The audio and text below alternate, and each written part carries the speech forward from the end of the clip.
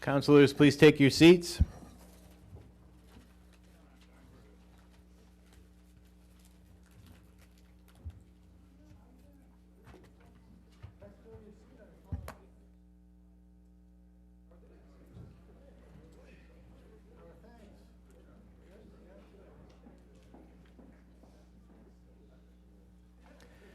I'd like to call to order the November 15th, 2018 meeting of the Barnstable Town Council.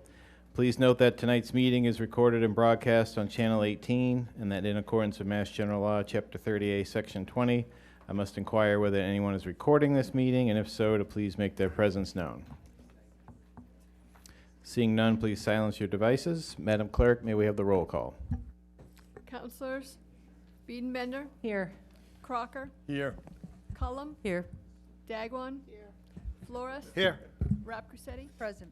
Hebert, Present. Levesque, Here. Neary, Here. Schnepp, Here. Steinhilber, Here. Tinsley, Here. Wallace. Here. Thank you. Please stand for the Pledge of Allegiance and a moment of silence. I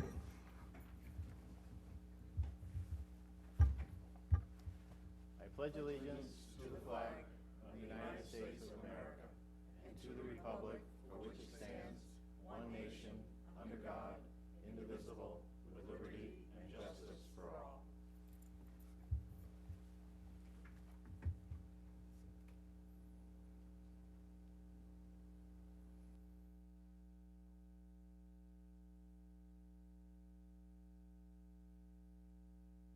Thank you.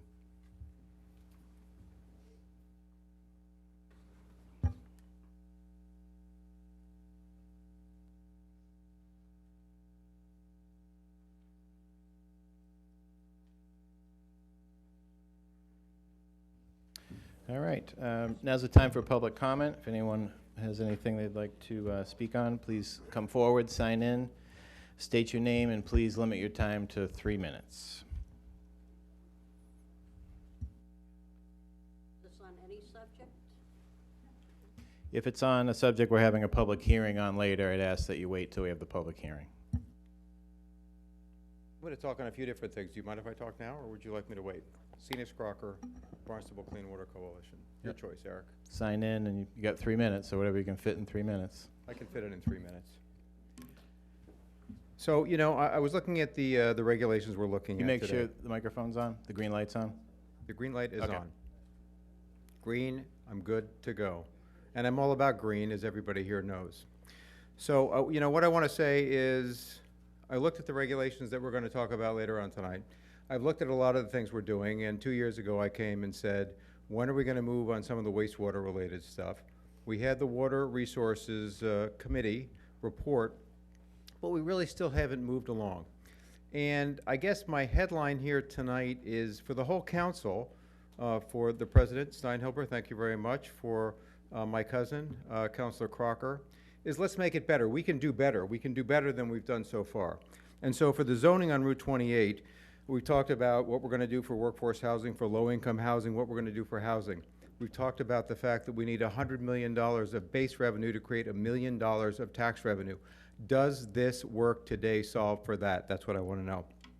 Where is a comprehensive plan? We need a comprehensive zoning plan. We've got Christie here with the Cape Cod Commission today. We need to figure out a comprehensive plan to solve for these issues, for more taxes, for development, for low-income housing, for workforce housing. Maybe we need a special economic zone to solve for some of that. Certainly we need adaptive management, so a management plan that's going to change, and a comprehensive water and wastewater plan. We need that urgently. We need, as somebody said recently, to talk less and do more. Now, who's going to take the lead on that? Jim stood in front of the Board of Health the other day and said, I'm going to take the lead. I'm thrilled to hear that. We're going to hold him to it. We're going to take the lead, and he's going to get it done, and together we're going to get it done. The Barnstable Clean Water Commission is driven to work with the town to get all this done. And so my question here tonight is why are we rushing this particular measure? Is this so critical to the development, this small area, that when I look at it, and Councilor Crocker has rightly recused himself, seems to be just a few development parcels rather than solving for the whole problem that the town is facing, and it's the whole problem that I want to see solved. So let's move ahead, let's make it better, let's get a comprehensive plan, let's get sustainable development, and let's bring it to the taxpayers.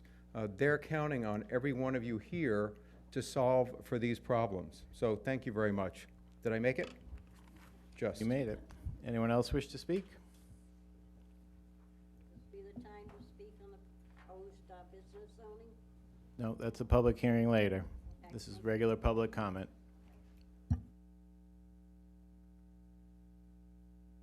Cliff Carroll, before I speak, I just wanted to ask, will there be public comment on the things that are on the agenda later on when they actually come up? I don't want to take the council's time. Just the ones that say unnecessarily. public hearing on them. So you get there's 3 items. In reference to the The HB joint zoning? public hearing of the planning board. Yep. Okay, thank you. I'll reserve my time, and thank you very much. Anyone else? Seeing none, I'll close public comment. Any councilor response to public comment? Okay, we're gonna move right into town manager communications. Mark Ells.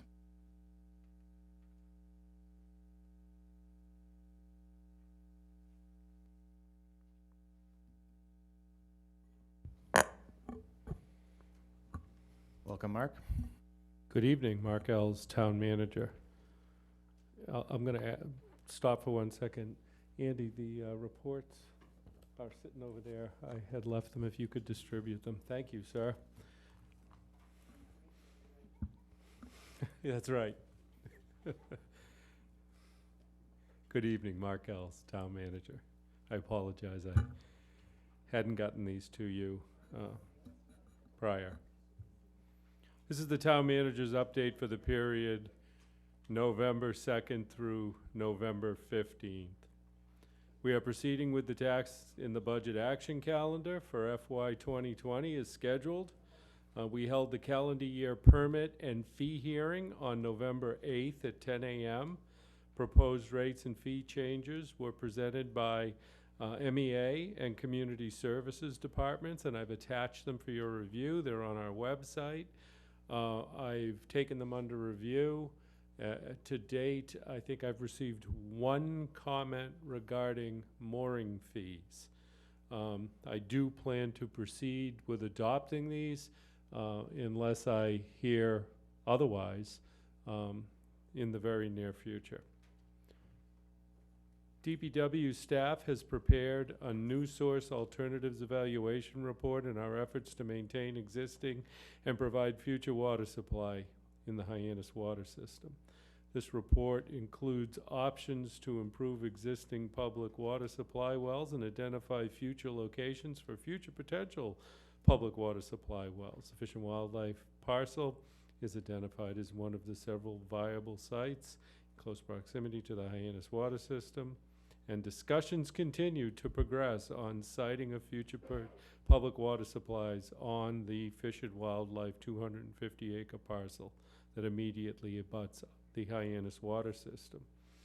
We continue model runs and pumping simulations in an effort to clarify the opportunity to site future potential public water supply wells at that location. I believe the internal review had said by the end of this week we would be setting up the next meeting. We're also proceeding, and I can find out from Director Santos where we stand on that, but I know he's been in communication. I don't know that the next formal meeting's been set up. We continue with evaluating other sites. We're looking at the county farm. I had given you an executive summary of this new source alternatives evaluation report at your last town council meeting. Please take a look at it. There's a graphic in there that shows the general area of the 6 sites. If you'd like another copy, please let me know. I'll be more than happy to provide it to you. There's also a full report that goes with it, but I think the executive summary gives you a snapshot of what we're looking at. So we're putting together a general approach to be able to go out there and look for locations for future potential water supply. This becomes important as we move into the next stage of discussions with Fish and Wildlife, because one of their questions to us is, well, aren't there any other sites that you might be looking at? So it runs in parallel.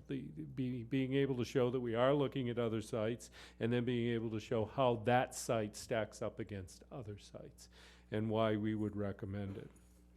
Obviously, it immediately abuts the existing system, so certainly geographically there is value to that.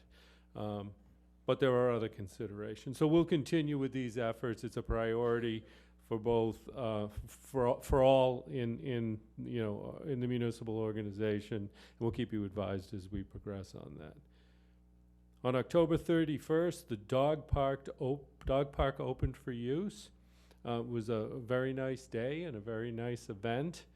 I wanted to take this opportunity, though, to say to our public, we want them to enjoy, and we encourage our residents to go to the dog park. But please, when you enter, read the rules and regulations. It's imperative that we keep it safe at that facility. It's a priority for us. So adherence to those rules is critical. Okay, so I just think it's important that that everybody read those and everybody adhere to them and everybody put down their cell phones and watch their dogs and their kids. So that's as easily as I can say it. Very important. On November, I don't know if I can say it any more straightforward than that. On November 27th at 3 p.m., I plan to attend the Board of Health meeting to further discuss the proposal to eliminate or modify the protection of saltwater estuary interim regulation, and we'll keep you advised as that matter progresses. I had given you the presentation that I had intended to do for the at your last town council meeting. So I will probably modify that with additional information as we go forward with future discussions relevant to that matter. In our continued efforts to maintain safe and functional access egress from our municipal facilities, we have coordinated with the Cape Cod Commission staff to evaluate vehicles, bicycles, and pedestrian use along the Route 28 corridor at the Barnstable Intermediate School and Barnstable Senior Center, basically that stretch of roadway. Based on a prior request from town staff, the Cape Cod Commission staff gathered data at this location last week during school drop-off and pickup times. After processing the data collected, they will share the results with the town staff. Additional counts are required for signal warrant analysis. They plan to conduct these counts by the end of the calendar year, and we anticipate that the Cape Cod Commission staff will assist us in the preparation of an analysis of whether it warrants signals at a location out there. And then what we would do is bring that forward as a capital project through the Cape Cod Joint Transportation Committee, and then they would recommend potentially to the MPO for, a lot of acronyms here, the MPO for TIP funds, Transportation Improvement Funds. That's a 5-year program where federal dollars come in to our region, and they are put toward prioritized projects. That's not the only funding mechanism, but at this point, that's the route that we're looking at modifying. We have existing safety issues there. We have a growing use of our senior center. We have a major facility upgrade occurring at our high school, and it certainly needs to be a safe and functional entryway into those facilities. And right now, I think collectively, we have concerns about that. We also have concerns about the many families who live on the north side of Route 28 whose children need to cross Route 28 to get to our facility, and knowing what we're planning to do there, wanting all of our youth to come there, certainly we want to make sure it's safe for them to come there. So we'll let you know as that progresses. Town of Barnstable Public Health Division is pleased to announce that there is one remaining influenza vaccination clinic open to Barnstable residents Thursday, December 6th, 10 a.m. to 12 at the HYCC, the Youth and Community Center, on Bassett Lane in Hyannis. Consent forms will be available at the Public Health Division office at the Senior Center and on-site at the clinic, and the fee is $3. I have submitted a letter to the FCC on behalf of the town of Barnstable. I've attached the letter. I've also attached the operating budget that could potentially be impacted. And in this letter, I've expressed our grave concerns regarding the FCC's proposal, which would upset a long-standing understanding of the meaning of franchise fees and strip power from local government to control cable operators' use of the rights-of-way when providing non-cable services. For decades, franchise fees have been understood to be limited to monetary payments and would thus not include any kind of in-kind franchise requirements such as services, facilities, or equipment related to the establishment or operation of cable systems. In-kind consideration can include institutional network requirements, complementary cable services to government buildings and public educational and governmental channels. The fair market value assessment of these invaluable programs would lead to deductions from our franchise fees by Comcast, opening the door to legal challenges. Further, this loss of revenue and support would force Barnstable to either divert resources away from core municipal and school services to maintain existing PEG programming and impacting future programming. Equally as concerning, this new rule would allow certain cable operators to construct and install facilities and equipment for non-cable services such as small cell and other wireless deployment in the right-of-ways without any local regulation or compensation. Barnstable's franchise agreements do not include provisions related to the installation of non-cable facilities, and consequently, under this new FCC rule, local franchising authorities would be preempted from regulating these installations, raising aesthetics and public safety concerns. We'll keep you advised as this matter progresses. Basically, we spend about $900,000, and this revenue comes in from cable company to fund what we do on Channel 18, what we do on Channel 22, what we do with C3 TV. And basically it is to provide information out to our public, to televise public meetings, to provide public information. I believe this went back in place back in the 80s. And so that would be a loss of revenue that would be significant to a priority that our town council and our community is certainly sending, being able to communicate with our public. And so I put the budget, you all know that in your operating budget every year, it was interesting, I read a newspaper article that a group was claiming that nobody knows where the money goes. We put it in our budget every year.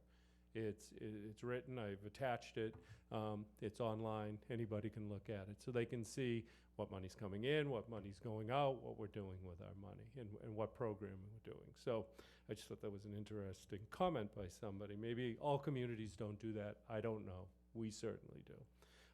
It's of great concern to us, though. It would make it a financial challenge, and quite honestly, we'd have to make some very tough decisions about where we would come up with that money to replace that loss of resources. So I've included the letter so you can take a look at what I've stated to the FCC. That concludes my update. I'm going to ask Lynn Poyant to come up and to discuss planned improvements to our website. I know that Councilor Cullum and others have asked us to take a look at it, to update it. We're actively working on that. And I'll stop here, and certainly if you have any questions about my portion, I'll be more than happy to answer them, but I'd ask Lynn to give an update. Thank you. Thank you. Thank you, Councilor, Check the Council roaming President. host over there. Mr. Town Manager. I just want to go quickly to the website that's in work. We've been working on this for a while. Kevin DeColibus in the Community Services Department, the Communications Division, is the gentleman that has been working on this. And we are currently in one-on-one meetings with different departments. This morning we had a meeting with building to make sure that what we were doing with the website meets their needs. So you have a bar at the top that has departments, boards, committees, and commissions, the town calendar, property lookup, employment, contact town hall. You have quick links. When we did a quick run through with the department heads on a Monday morning meeting, our attorney Weil said, where's the E-code? That's something that I access every single day. Others said the same thing. So we put the E-code under quick links. We have a new section, or it used to say notifications, and now it says in the news. So any of the releases that go out have that information there. The calendar can be viewed along with agenda items. And we have our Facebook feed. We have our communications through newsletters, our TV programming that the town manager just spoke about. We have logos for some of our primary programs that we have, the schools, the police department, business, Barnstable, and others. We have citizen resources. The citizen resource line is top. Emailing town hall is next. We also have the five fire districts, even though they're not town entities. When people go to a municipality website, they expect to find them there. So we have a link that will go, and it goes to the 5 fire districts so that you can click on those and get access to those. We also have the libraries, because again, that's a situation where we don't have the libraries fall under our municipality, but the libraries are 7 independent 501c3 organizations. Most towns expect them to be part of the municipality. We have public records information right on the main page, and we have quick links that will include a quick link to the old website if people want to find things quickly that they knew how to find it the other way. The old website, or the current one that we have right now, is equated to a filing cabinet where all of our files are out on the counter. And what we've done is we've gone, and so under administrative services, you have little drop-down boxes, so you can close it or open it and get the information without having everything all at once. The anticipated, the latest that it will be up is January 1st, 2019. We anticipate it will be up sooner than that, but we are having these one-on-one meetings with departments, and we want to make sure that we don't miss anything with what we have. So that's a Reader's Digest condensed version of the new website. Thank you for that, Lynn.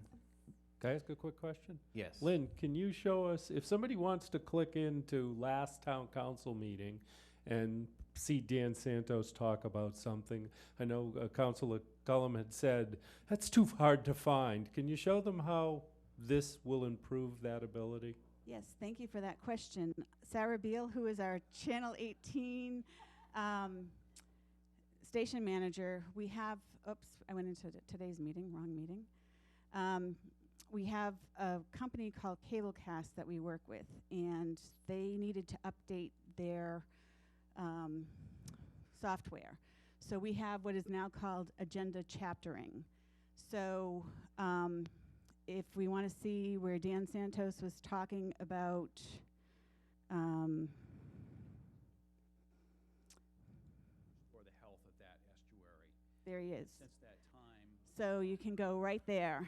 So the last 2 meetings have been done that way, and we're actually going to go back and do a number of other town council meetings, but going forward, Conservation Commission, we're probably going to be doing every single meeting that way, but that happened immediately following the meeting that you requested it. So thank you for the, it's something that we'd actually been working on for about 2 years. But it's a reality now. Meaning of 5 years is that Thank you. Any other questions before we have the town manager come back? I know some people have some questions for him. Councilor Flores? Just a comment, from an educational perspective, the website will be ADA and 508 compliant? Yes, it's been running through the scans, and there's one little ADA glitch right now, but we should be able to fix that shortly. Thank you. Anyone else? Councilor Beanbender? Thinking of the Vineyard Wind project, where would all of that documentation, sort of the maps, the sort of your presentation on it, would that be under the town council piece, or is that in a separate area? Well, it would depend on how we structure it. Right now, it falls under whatever I've presented to you. We could give a link to their website. I am always very apprehensive of putting up information when it is not our project. I like to link to theirs because they're constantly changing. Yet, we will be referring back to some point in time that may not be accurate. So we could identify that. And Lynn, what was the news? What was that section that used to be called announcements? In the news. So we could reference, if that's a priority for our public to want to have information available, we could say Vineyard Wind, presentation, or whatever the last document they have is, and then you'd click in and it would take you to them. Yeah, I'm apprehensive of trying to gather their information. Okay, great. And it would be helpful to let us know if there's something you say, well, where is that? I can't find it. Please let Lynn know that. And we will make sure that we make it accessible. Okay? Councilor Cullen? Yes, thank you very much. It looks great, and it's much more user-friendly this way. It's not such an assault on your eyeballs when you go to the town webpage. But a question would be, at the bottom right of the page that we currently have was an update on all of the DPW things and all that. I must have missed it because I was so in awe at how pretty the page was. Maybe you could repeat and tell me where that is on the new page. So on the new page, it's under the citizen resources. There's a roadworks flag it's citizen resources. I forget what the second one is, and then it's road work. I would think that if that was bolded out, especially in the spring and fall when everybody is having to allow for 20 extra minutes to get everywhere plus buses, it would be really helpful for people to be able to access that info. We could also make that as a quick link. That's what I'm saying, yeah. like make it a quick link. That would be really... And one of the things that the town manager asked, what happens when there's a storm coming? So the way that the DPW has that storm alert feature, that will become active. The pink box will show up on the website as well, so you won't be missing that information either. It's great. I love it. And I love the chaptering on the for the meetings, because it's ghastly to have to go forward and back and forward and back. It's going to be really helpful to everybody. Thank you very much. Thank you. Councilor Rapcorsetti? Thank you. Lynn, one question. Any chance of putting up on the front page, report a problem to DPW? I know they have a link on their site, and I know that's one of the heaviest hits that I get on my We can site. add that to the citizen resource section. Okay, thank you. We had a coffee with Dan Santos link. We'll just keep going with the DPW stuff. Right. Councilor Flores? I just have a question regarding town manager's report. Item number 7, the issue with the franchise fee. I know you indicated you've sent letters to the FCC, but knowing that the FCC pretty much steamrolls whatever it is that they want to do, we don't really have jurisdiction over them. It's really a congressional issue, so I want to be sure that based on what they just did with net neutrality not too long ago, they sort of railroaded that whole project through. I think it's incumbent upon us to make sure we're in touch with our congressional delegation, i.e. Congressman Keating, as well as our senators, because that's where that oversight comes from. It's not going to come from the local level. I believe we did Warren, Keating, and Markey, I believe. I'll go back and check. Who did I miss? The full Massachusetts delegation, CC. Yeah.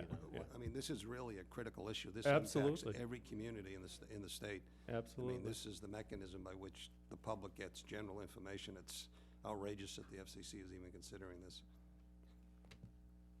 Anyway. I would agree. Councilor Rapcorsetti?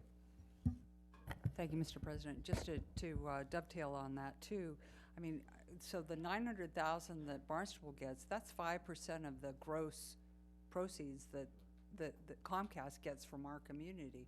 Some of that money is supposed to go to helping senior citizens get discounts on cable, so that not only is our local station in jeopardy, but also some subsidies to help lower income folks. So that is concerning. I just want to go back on the Cape Cod Commission's assistance in helping with traffic near the senior center. You know, I've been in communication with Steve Tupper, who's transportation program manager at the commission, with regards to traffic study that they did for the Route 28 corridor in Katuitt and in the Santuit Newtown area, especially in Main Street, where there's been high accident counts and fatalities. And his comments to me, because everybody says, okay, we've had all the citizen input, and we have the statistics, the crash counts, all this in this area, and yet we don't have a proponent, and this is me speaking, we don't have a proponent to push this project through, and MassDOT says they won't do it. They need the town to step up and propose to do something.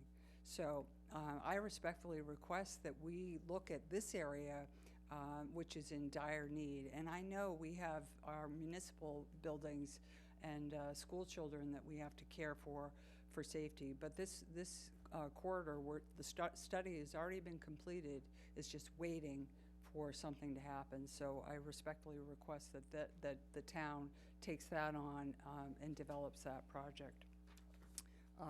And I think that was it. If I remember anything else, I'll come back. Yeah, my comment relevant to this specific location wasn't, you and I have discussed this many times, and it doesn't move, that's actually ahead of this. We don't have that kind of information here.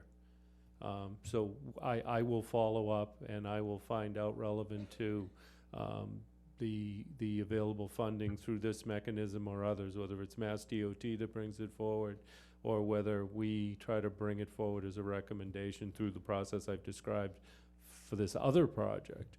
And we'll get closure on what can be done out there to address safety concerns. Yeah, there's no less prioritization of that one. This is just another one. Yes. Councillor Schnapp? Thank you.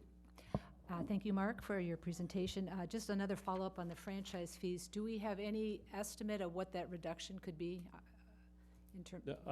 I don't know at this point. As I gather more information, I will share it with you. On another matter that's not in your report today, can you give us a quick update on the RFP for the Cape Town Plaza, specifically the projected timeline for the review committee to be reaching their recommendation, and just to inform the public, who is actually sitting on that review committee? Okay, I'll ask the assistant town manager to come up and give you an update. Good evening, Andy Clyburn, assistant town manager. The Kmart Plaza RFP evaluation committee has started. We had a meeting last week. Both firms are going to be giving presentations a week from next Monday and Tuesday. The committee consists of members of the Airport Commission and town staff. There's 7 members, and we're still hoping that by the end of the calendar year that we'll have a decision. And so then the commission that has been created will make a recommendation to town council or to airport? I don't know who is actually the decision making. The process, it's a procurement action. Joanna is our contract specialist in charge. The 7 members will be making a recommendation to her. That recommendation will be going to the airport commission. Then the airport commission will bring it, because of the term of the lease is beyond 30 years, it will become for council for final approval. Mm-hmm. Councilor Flores? Yeah, I'm just curious, the presentations made by WS and the Wilder. Wilder, are they open to the public?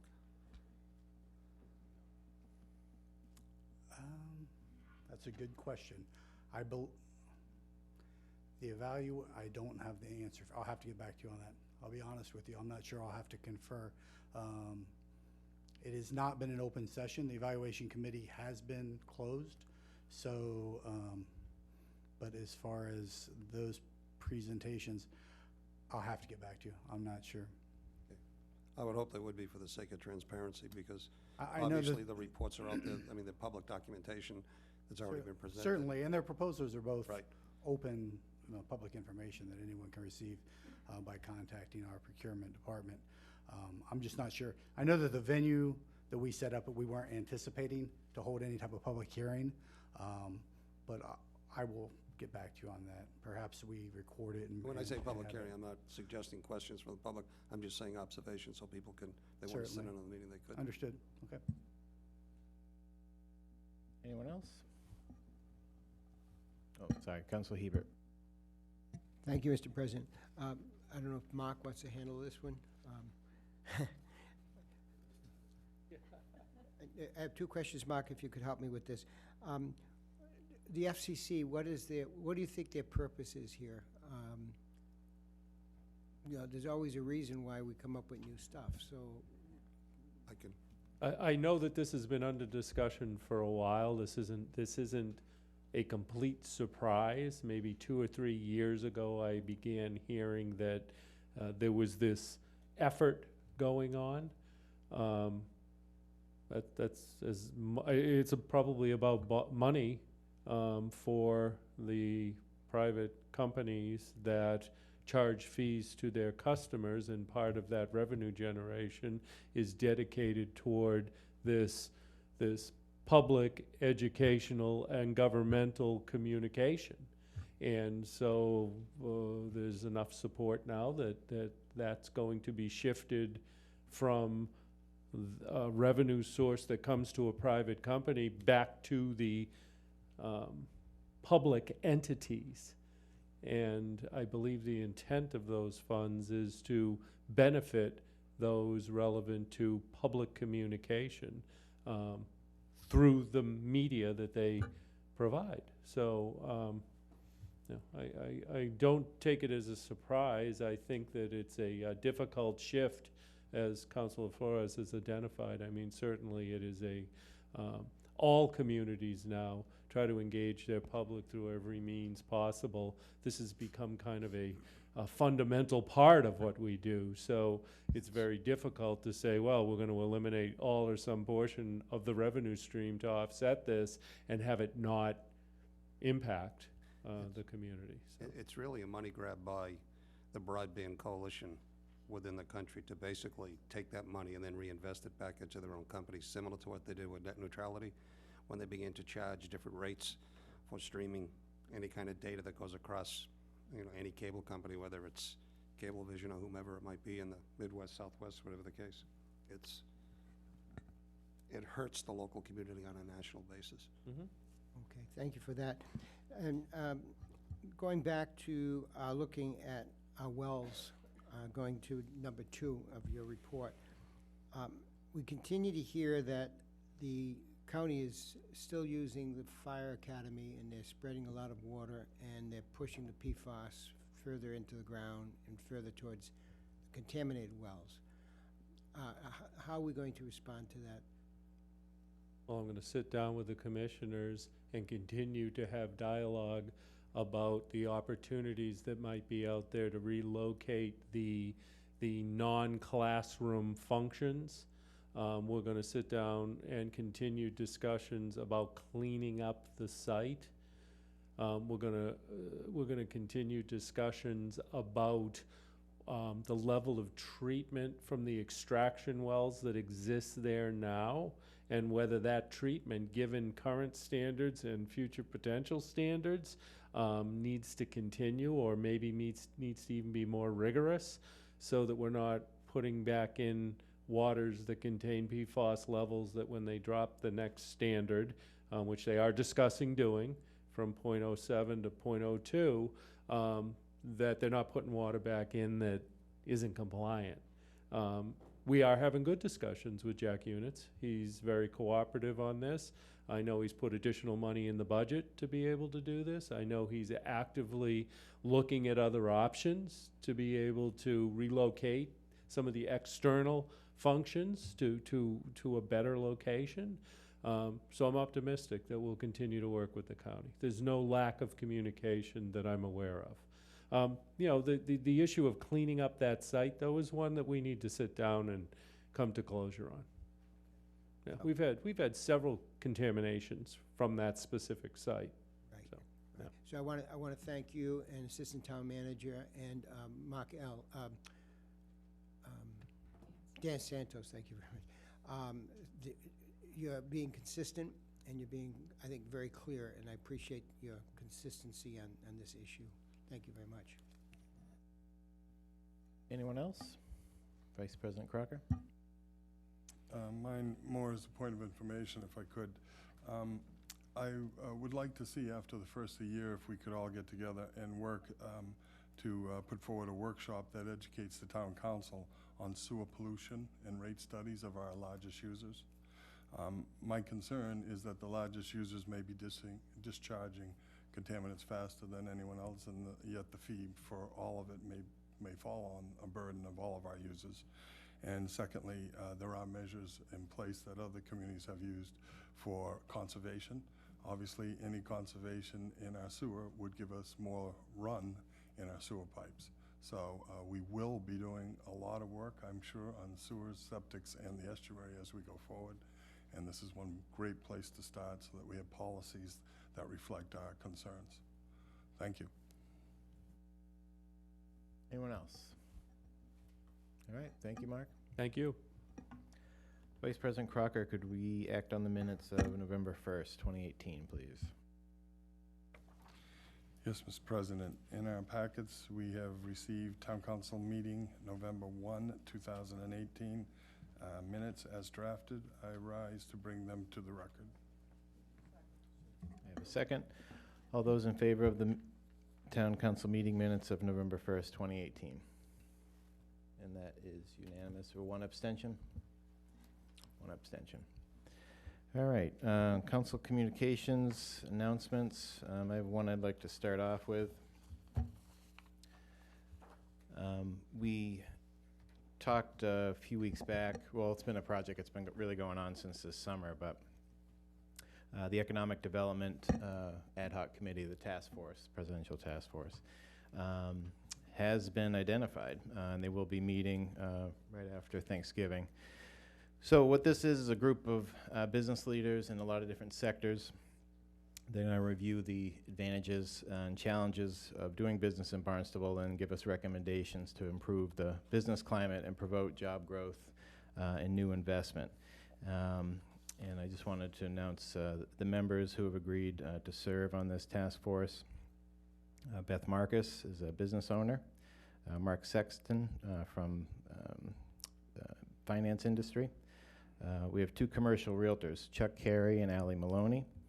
Rory Catagnani, who's a developer with Conserve. Matt Eddy, who's an engineer. And Bob Cody, who's from the field of education. And also Jason Cisco from the restaurant food service industry. So really excited to have this group of local leaders agree to give us their time, their expertise, their wisdom. And the point of this group, again, will be to kind of identify what we're doing well, what we need improvement on, and to be, you know, forward thinking on a number of aspects of how we can better position ourselves going forward. So I want to thank the town manager for his assistance in putting this committee together, as well as Elizabeth Jenkins and her department.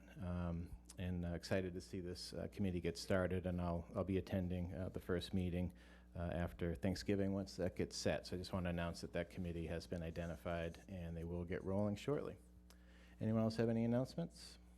Councilor Cullum?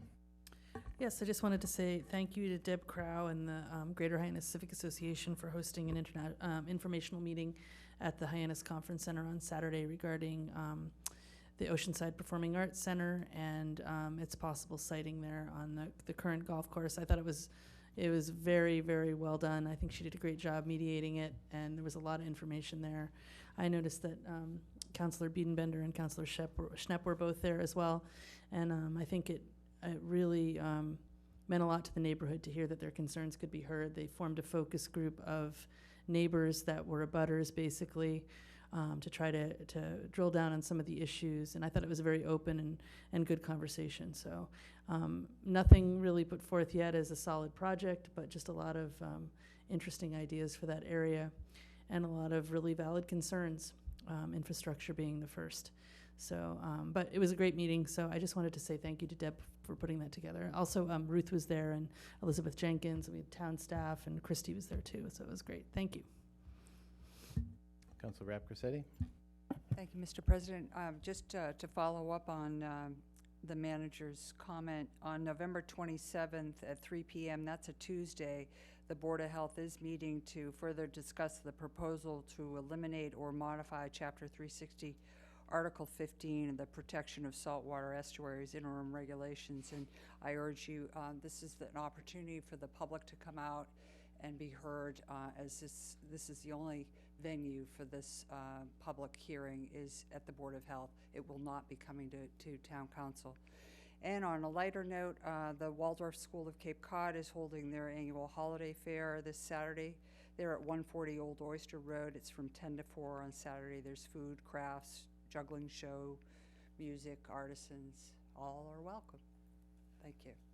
Thank you. Councilor Wallace? Thank you. Well, the Meeting House Farm is having its pre-Thanksgiving pie in the sky.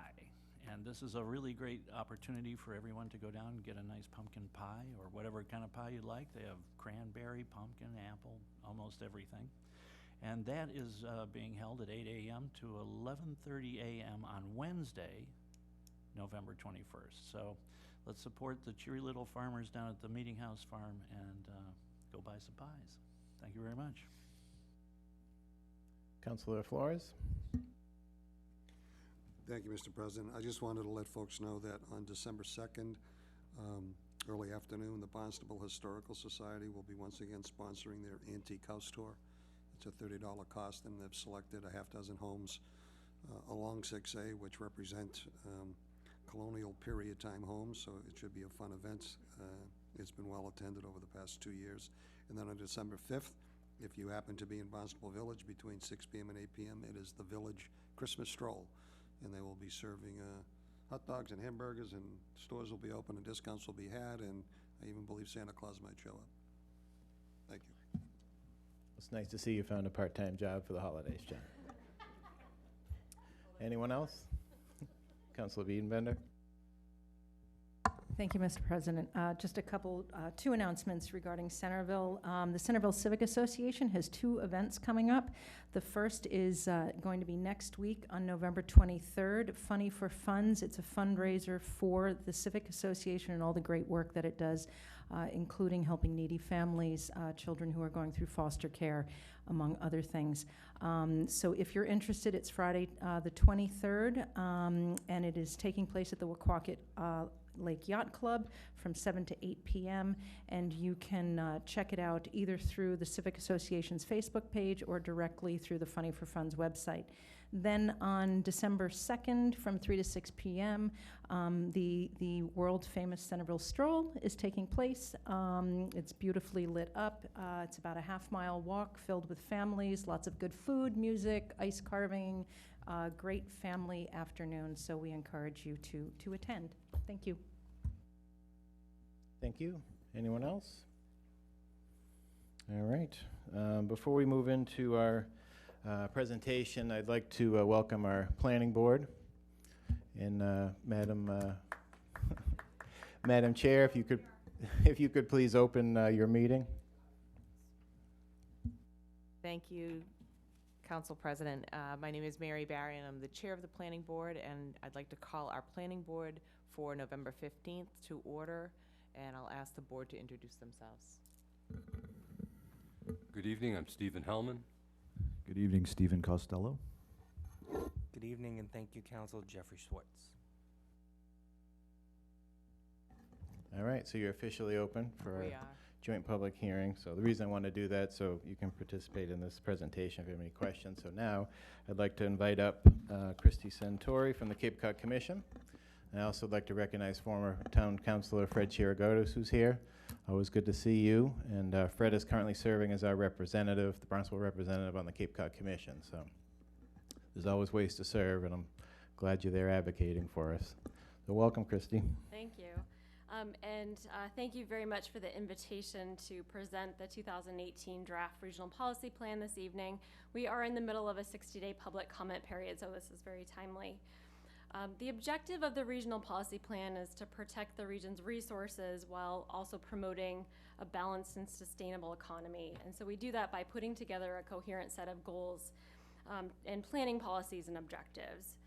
The plan really establishes a growth policy and supporting regional goals so we can protect those identified critical resources and create a framework for not only reviewing developments that trigger commission review, but for aligning regional and local planning efforts. So we've had an extensive stakeholder process over the last several years. This actually started back in 2014. We've heard back from many community leaders and stakeholders. We've heard from community leaders and a lot of the decision makers, local officials across the Cape. And some of the areas where we've heard the most feedback is really information on how can we address our critical housing needs? How can we promote regional capital and infrastructure planning? How can we ease the local comprehensive planning process while at the same time making sure that we protect our natural resources and preserve the unique character that makes Cape Cod what it is? So I just wanted to walk through the plan that we have out for public comment right now very briefly. This is a snapshot of the table of contents. I'm not going to go through every single chapter, but this is all available on our website for your review. And in developing the plan, it was very important for us to take a look back at the goals in the Cape Cod Commission Act. The Cape Cod Commission was established by an act of the legislature in 1990. We've had regional policy plans since that time. They're typically updated every 5 years. So it was very important at this stage to take a look back at the act that was that established the Cape Cod Commission, and really what were those goals that are set forth that we should really be looking back to as we create these policies that will take us through the next 5 to 10 years. So it's really conserving those natural areas, preserving our coastal resources, protecting water and natural resources, while at the same time making sure we can balance economic growth, provide adequate capital facilities, coordinate capital facilities and regional goals, develop a fair, affordable housing supply, and then of course preserving our historical and cultural resources. So the growth policy that's outlined in the plan really supports the vision of a future of Cape Cod that is a place of vibrant, sustainable, and healthy communities and protected natural resources. So the growth policy is that growth should be focused in centers of activity in areas that are supported by adequate infrastructure and guided away from areas that need to be protected for ecological, historical, or other reasons. And development needs to be responsive to its context so that it allows for the restoration, preservation, and protection of the Cape's unique resources while preserving and promoting economic and community resilience. So the draft 2018 regional policy plan is really focused and organized around 3 systems: these natural systems, built systems, and community systems. It was really important for us to take a look at this comprehensive planning and regulatory scheme. And so it's actually much more of a holistic systems-based approach rather than a more siloed approach where we have issue area by issue area review. So this focus on systems really encourages an integrated approach to planning and regulation, really recognizing the need to balance the impacts and functions of these 3 systems. So the regional policy plan also identifies goals and objectives that are consistent with the vision and the growth policy. And these you'll see articulated in the 3 systems. So we've got the areas of the natural systems, which really comprise our water resources, our ocean resources, our wetlands, wildlife and plant habitat, and our open space. Those built systems, such as community design, coastal resiliency, capital facilities and infrastructure, transportation, energy, and then solid waste management. And then community systems, which really are the people. And so that's our cultural heritage, the economy, and housing. So something that is new in the 2018 draft plan is the identification of place types across the Cape. So there are 8 unique place types across the region. These range from these natural areas to historic character areas, activity centers, and special districts that include transportation uses. So these really do recognize the different and unique areas and places across the Cape, and they really serve as the conceptual framework for context-sensitive planning and regulation. Each of these place types has a unique vision, and it's consistent with the region's growth policy that's set forth in this plan. And so there are strategies that are set forth within those goals and objectives as to how a community can create and enhance the unique characteristics that make up each of these place types. So much of the Cape falls into these place types. However, there are unique areas across the Cape that don't fit neatly into one of these areas. And I think one of those areas we've identified is the area along 132 in Hyannis, that commercial retail area that really is the regional hub for Cape Cod. So this doesn't fit unique into those neatly into one of those categories. So we recognize the need to look at this differently, and this is something that you'll see called out separately in amendments that we'll be making to the draft plan.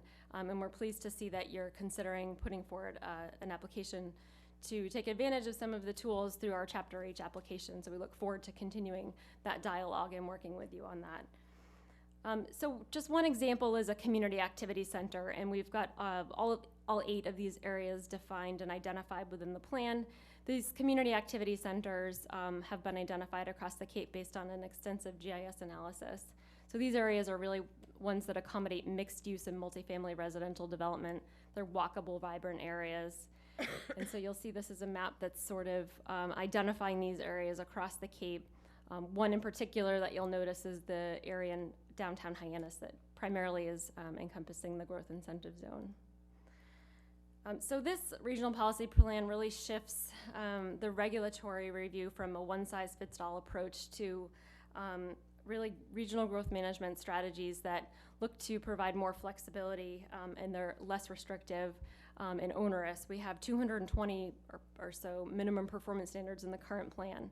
And so what you'll see here is goals and objectives that really tie back to the Cape Cod Commission Act, and these will be accompanied and supported by technical guidance that will provide methods as to how a developer will meet those goals and objectives. And of course, those will be supported by the place type and resource area maps that will support the regional regulatory review. The plan has a section that identifies some of the challenges that we've faced in the region, such as housing diversity and affordability, the loss of forest cover over the last decade.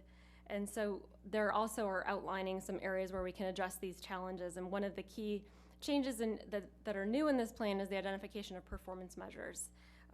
This is helpful for us to be able to illustrate our progress over time, and not only in areas where we're moving towards the regional vision and meeting some of the goals and objectives that we set forward, but also identifying areas where additional resources might be needed in order to meet those regional goals.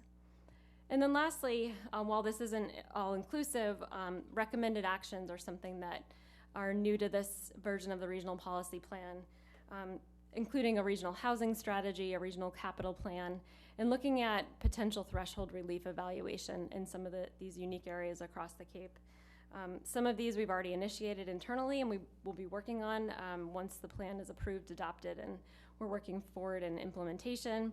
And certainly these are things that while they may sit outside the regional policy plan, they'll need to be coordinated and implemented consistent with the regional policy plan. So briefly, just the draft timeline. We issued this plan for public comment in September. We had 3 sub-regional public hearings, and we're in that middle of that public comment period right now that closes on November 19th. This will go forward to the full Cape Cod Commission board, where they'll be reviewing and submitting it forward to the Assembly of Delegates for their approval, as this would need to be adopted as a county ordinance. So this is the website where you can submit comments, and there's also an email address. So that's very brief. You can obviously go on our website and find a lot more information. I'm happy to answer questions as well. But I did just want to recognize Fred Chirigotis, who's been only with us for a short time, but has been a really outstanding member of our board. So I thank you for appointing him. So thank you.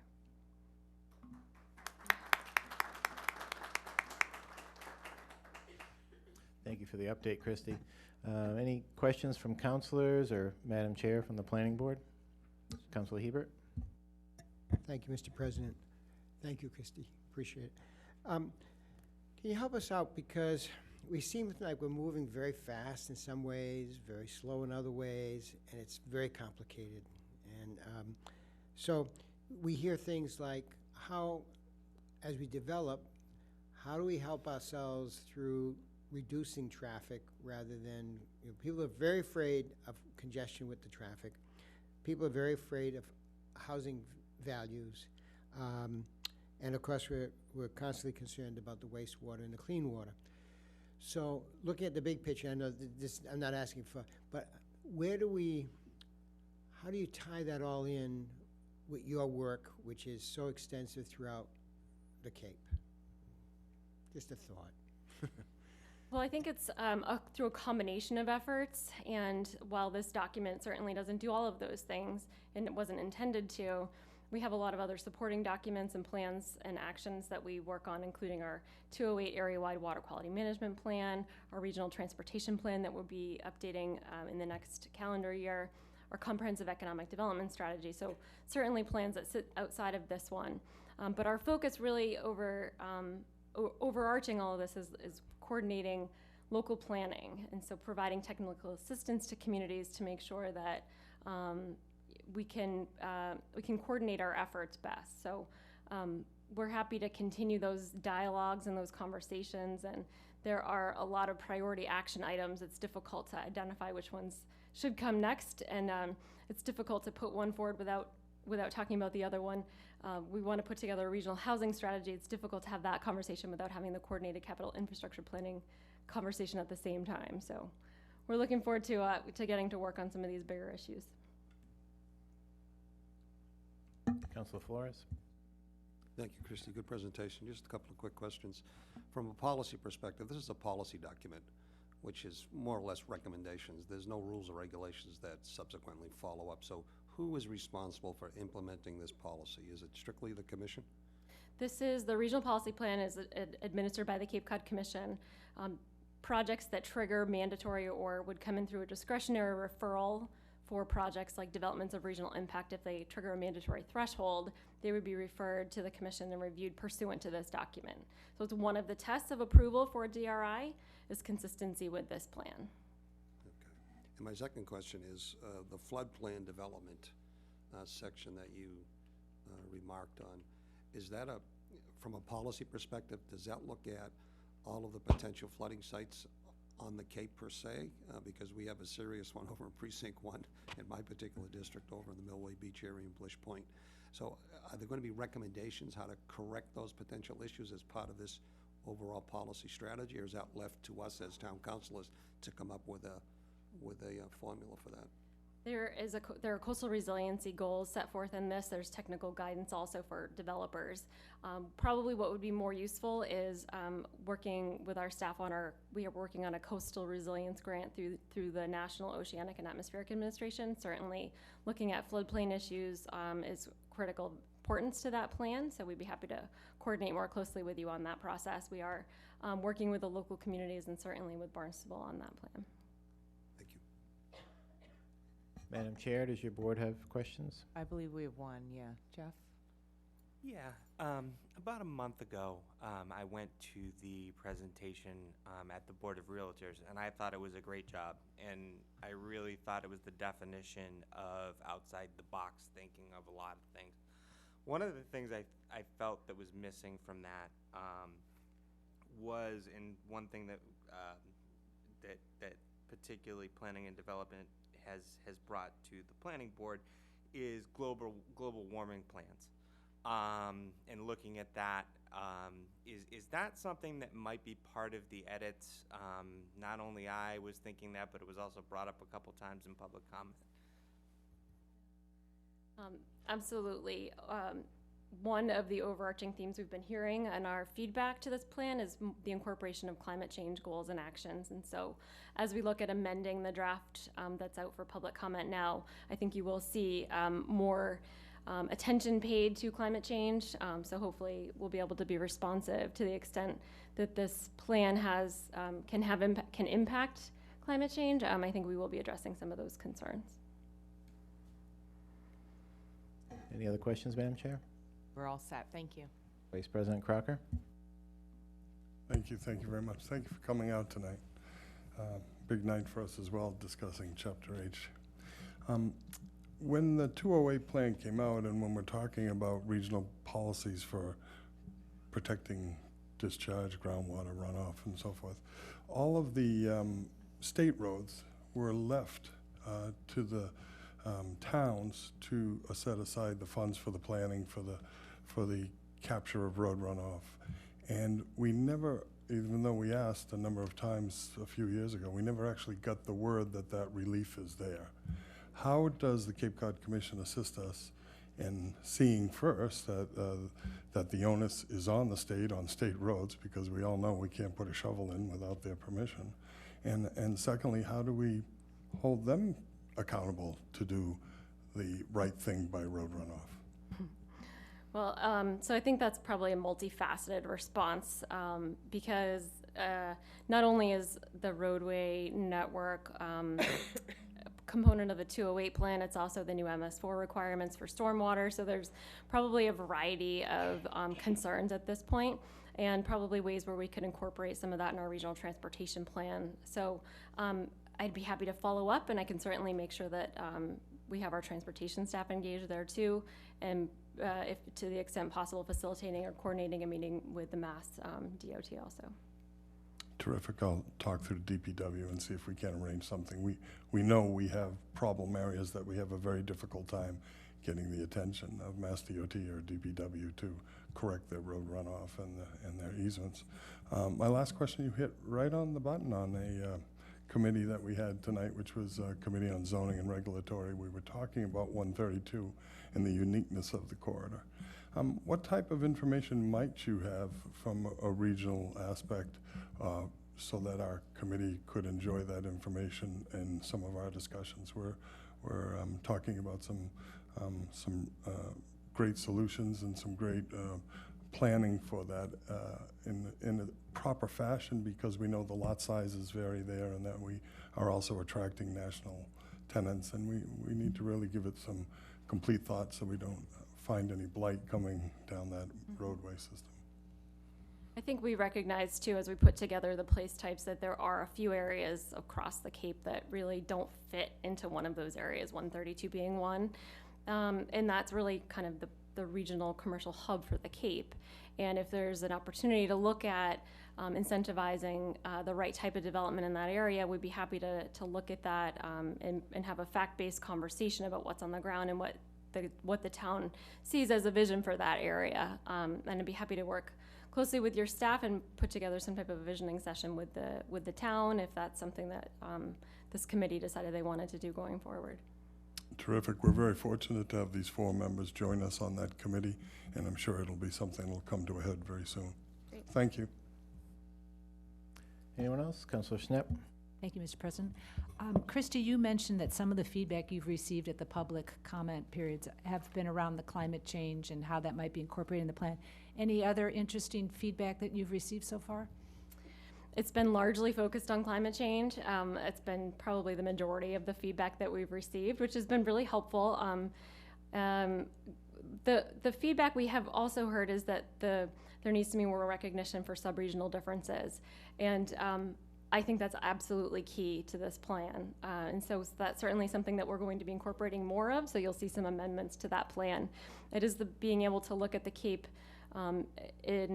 instead of it being a one-size-fits-all approach. We really do need to recognize that we have sub-regional differences in the context of planning and regulation.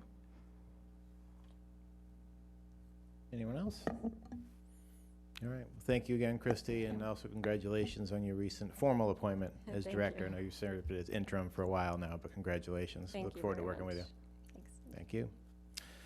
All right, we're going to move into the orders of the day with our joint hearing with the Planning Board. We're going to start under new business on the heels of the Cape Cod Commission presentation. Vice President Crocker, could you please read and open the public hearing on item 2019-050, please? Yes, Mr. President. 2019-050, resolved to submit Chapter H application to the Cape Cod Commission, revising development of regional impact thresholds in economic centers and industrial service and trade areas. For a joint public hearing with the Planning Board may be acted upon. Madam, I have a second. Madam Chair, could you please open your public hearing on the same item? Certainly. Town of Barnstable Planning Board is opening the public hearing on Chapter H, which is 2019-050, Chapter H application to the Cape Cod Commission, revising development of regional impact thresholds in economic centers and the industrial service area and trade area. I'll ask for a Second. Motion. Move we open our public hearing. Second. All right, so both public hearings are open. Yeah, it's on page 17. Before I have Elizabeth Jenkins come up to do the rationale, I just want to thank the Zoning and Regulatory Committee, along with the Planning Board. This item and the other highway business items that we'll take up in a little bit, really been a product of work over the past year. So I definitely appreciate all the time and effort spent in along with staff, and I know you had members of the public in. There was a lot of input taken for these. So I just want to thank you for your time, and it's nice to see these, finally coming forward after all that work as a recommendation. So with that, I'll invite up our Director of Planning, Elizabeth Jenkins, for the rationale. Thank you. Good evening, councilors. Again, Elizabeth Jenkins, Director of Planning and Development. Pleasure to be here tonight and to present this application under Chapter H of the Cape Cod Commission regulations. As Christy explained, the kind of suite of Cape Cod Commission regulations as they exist today do give municipalities some options to be able to look at the applicability of those regional thresholds to our local conditions. We're all very familiar with Chapter G, which gave rise to the Growth Incentive Zone. This application is under Chapter H of those Commission regulations, and according to the Commission, the purpose of those of the Chapter H regulation is to allow for a regional regulatory approach that guides growth and new development to areas that are adequately served by public infrastructure and away from sensitive resource areas, whether they be natural resources or historic resources. So it really is a growth management strategy as well as an economic development strategy. And under Chapter H, it does allow communities to raise or lower, if you're so inclined, the minimum thresholds for development of regional impact review applicable to a community. So those are again, those thresholds that apply to large-scale development projects across the Cape.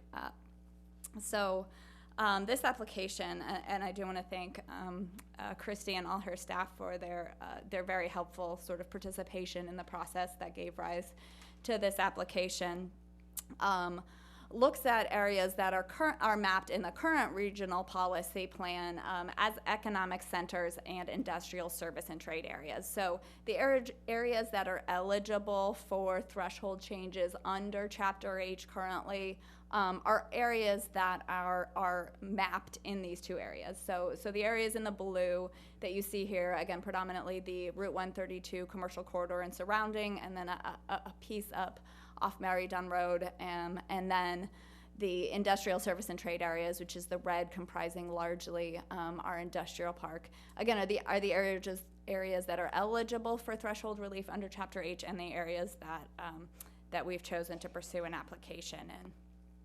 So the thresholds currently, again, for projects that trigger Cape Cod Commission review, I think we're all familiar with the 10,000 square feet for commercial projects that, again, if projects come in over that gross square footage, again, trigger review by the Cape Cod Commission.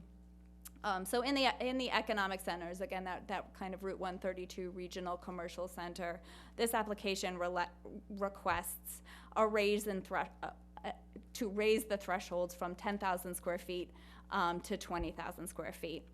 In the industrial service and trade area, the application requests to raise the thresholds from 10,000 square feet to 40,000 square feet. But there is an important caveat there that in the industrial service and trade areas that not applicable to all types of commercial development, but really types of industrial development, and specifically in our application, clean industrial development that's likely to support the kind of high wage year-round jobs that we're really looking to attract here in Barnstable.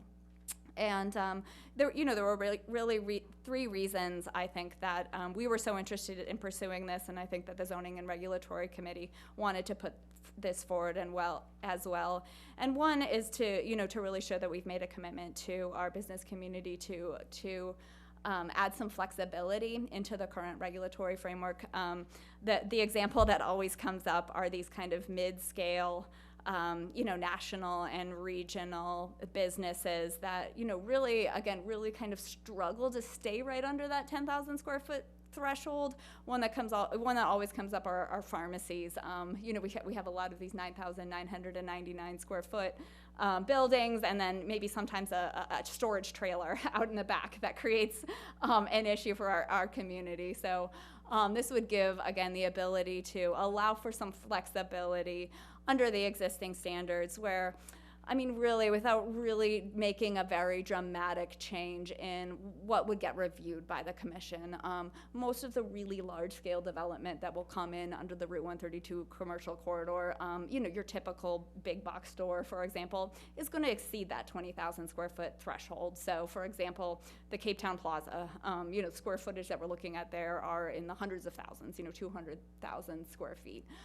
So, this makes I think a modest but kind of important improvement in the kind of regulatory landscape for these types of businesses without again completely changing the kind of regulatory dynamic on Route 132.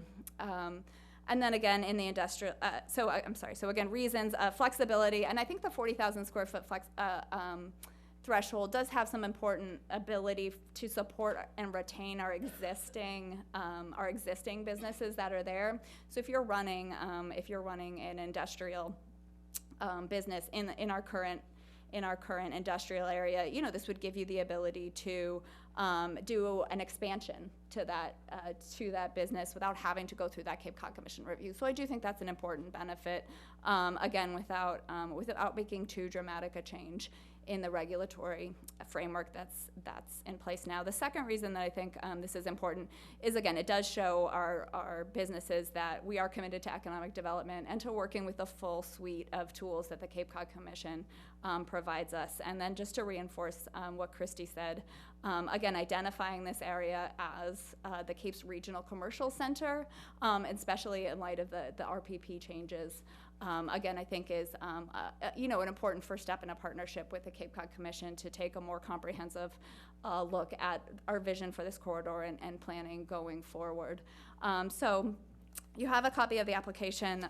Again, it outlines, again, the reasons why we think the work we've done here in Barnstable from a planning perspective, as well as from an infrastructure perspective, our commitment to capital investment, both in our roadway systems and in our natural resources and water resource management, can very much support this very modest increase in these threshold changes.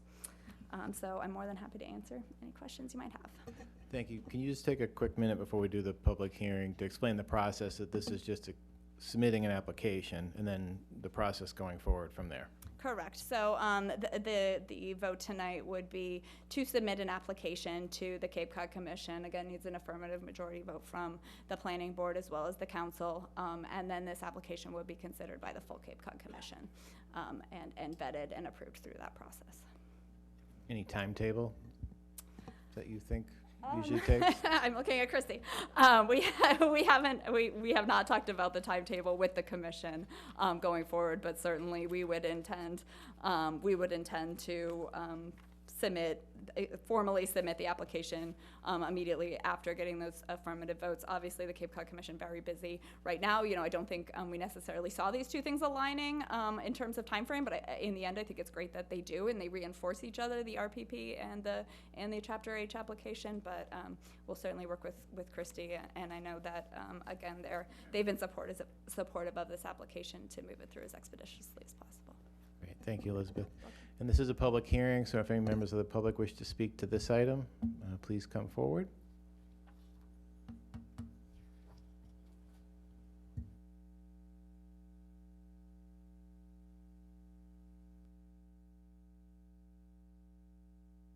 Felicia Penn from Hyannis. Could you put the map back up on the south one? So my only question is, it appears, and maybe the boundary's not in the right place, and it's just an observation, that the airport rotary, the section where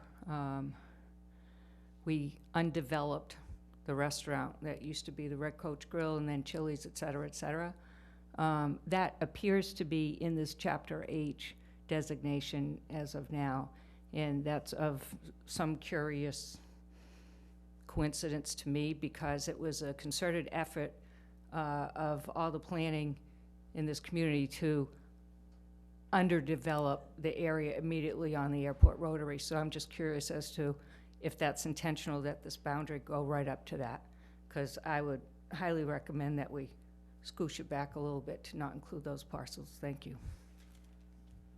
Thank you. Anyone else wish to speak? Seeing none, do I have a motion to close the public hearing? I have a second. All those in favor of closing the public hearing? And that is unanimous, Madam Chair. Could I have a motion to close the public hearing? So moved. Second? Second. All in favor? Public hearing's closed. Thank you, Madam Chair. And what is your wish? Do you want to adjourn to discuss this? Are you prepared to move forward? What is your wish? Are we all set? You're set. Okay. No, we're good to go. We'd like to make a motion to submit Chapter H application to the town, to the Cape Cod Commission proposing revised development of regional impact thresholds in economic centers and the industrial service and trade areas. I would like a motion. So moved. Second. All in favor? Great. Motion's passed. And what is your recommendation, Madam Chair? Is to move the motion to move the motion to the planning board, to the town council for the Cape Cod Commission. Thank you. So we've received the recommendation from the planning board in the affirmative on item 2019-050. Is there council discussion on this item? Councilor Cullum? Yes, I have a question. Could you be a little more specific about clean industry? Thank you.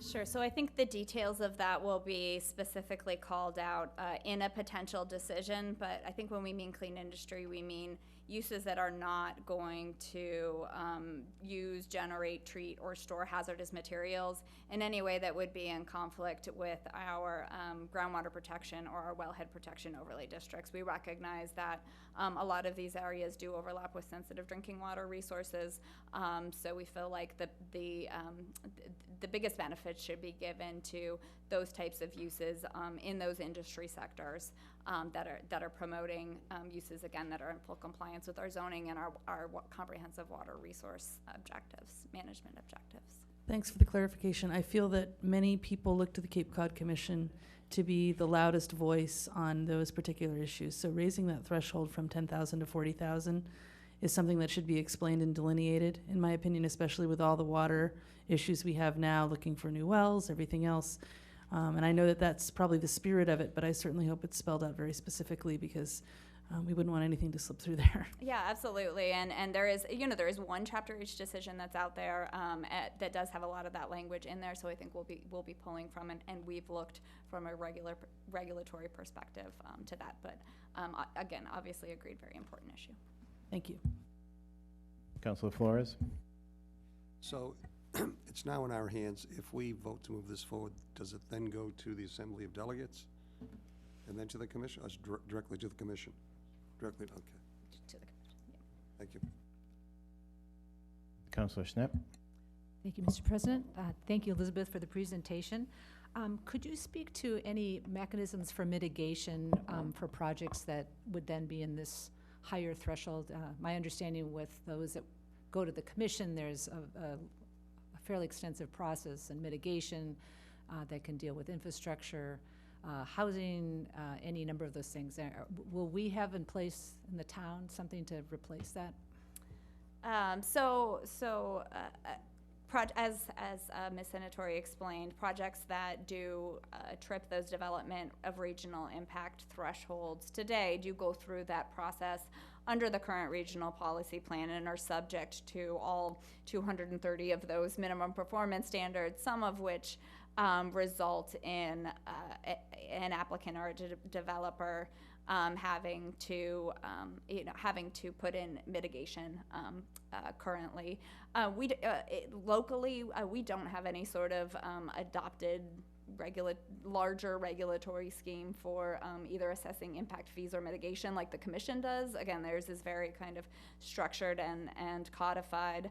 Ours typically happens through a process, through our local development review process.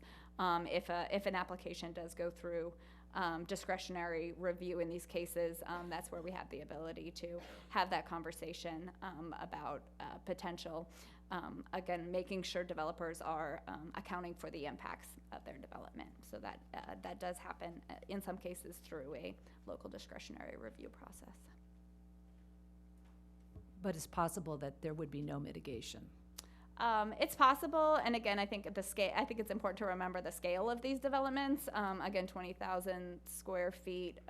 Again, depending on the use, may not have a significant impact on the regional roadway network. But yes, but it's also possible that they may not through the commission process. Okay. And just a quick follow-up question. In taking on these projects, it obviously gives the town a lot more control over what we're able to develop in these areas, but it also comes with the cost or burden of staff time to do the reviews. Will there be additional fees for these types of developments? That's a great question. At this point, the planning and development has not brought forward fee changes, but we have started that cost of service analysis, again, under potential regulatory changes to bring forward next year. So not at this time. That's not something that we're ready to bring forward at this time, but it is something that we're looking at and again, have to do that cost of service analysis to support. Councilor Hebert? Thank you, Mr. President. Thank you, Elizabeth. If you could help me, and I'm going to, just kind of like a little follow-up to what I was talking about with Christie. One is, when we say go to a 20,000 square foot building, if you keep the same footprint, if you take a 10,000 square foot and put a second story, does that impact, is that the same as going to 20,000? Yes, so it's increasing gross square footage, not just footprint, but under the commission regulations, any increase in gross square footage of that size would trigger Cape Cod Commission review. So if you have, let's say, a 10,000 square foot building and you're under the current scheme and you're adding 10,000 square feet or more than 10,000 square feet, that addition would trigger review. On the second story? Correct, okay. Yeah. And the so reason, it's a cumulative, not. The reason I'm concerned about that is, I mean, as Christy just presented, we're losing forest, we're losing green, we're losing space, open space. And so how do we regain that? How do we have a plan to kind of replace some of what we've lost? And I know that that's kind of tricky, but I just look at, as we continue to blacktop and build, how does that affect the quality of our life in the long run? I mean, this is a perfect area to do this in. I'm not questioning that. I'm just saying that I think we have to take that into consideration. And then I'm not sure how we underdevelop, but I'm referring to Mrs. Penn's comment on how you underdevelop an area. I don't exactly understand that. I know that there has been some growth there. There is a church in that same area. I don't think that's going to change very, very quickly.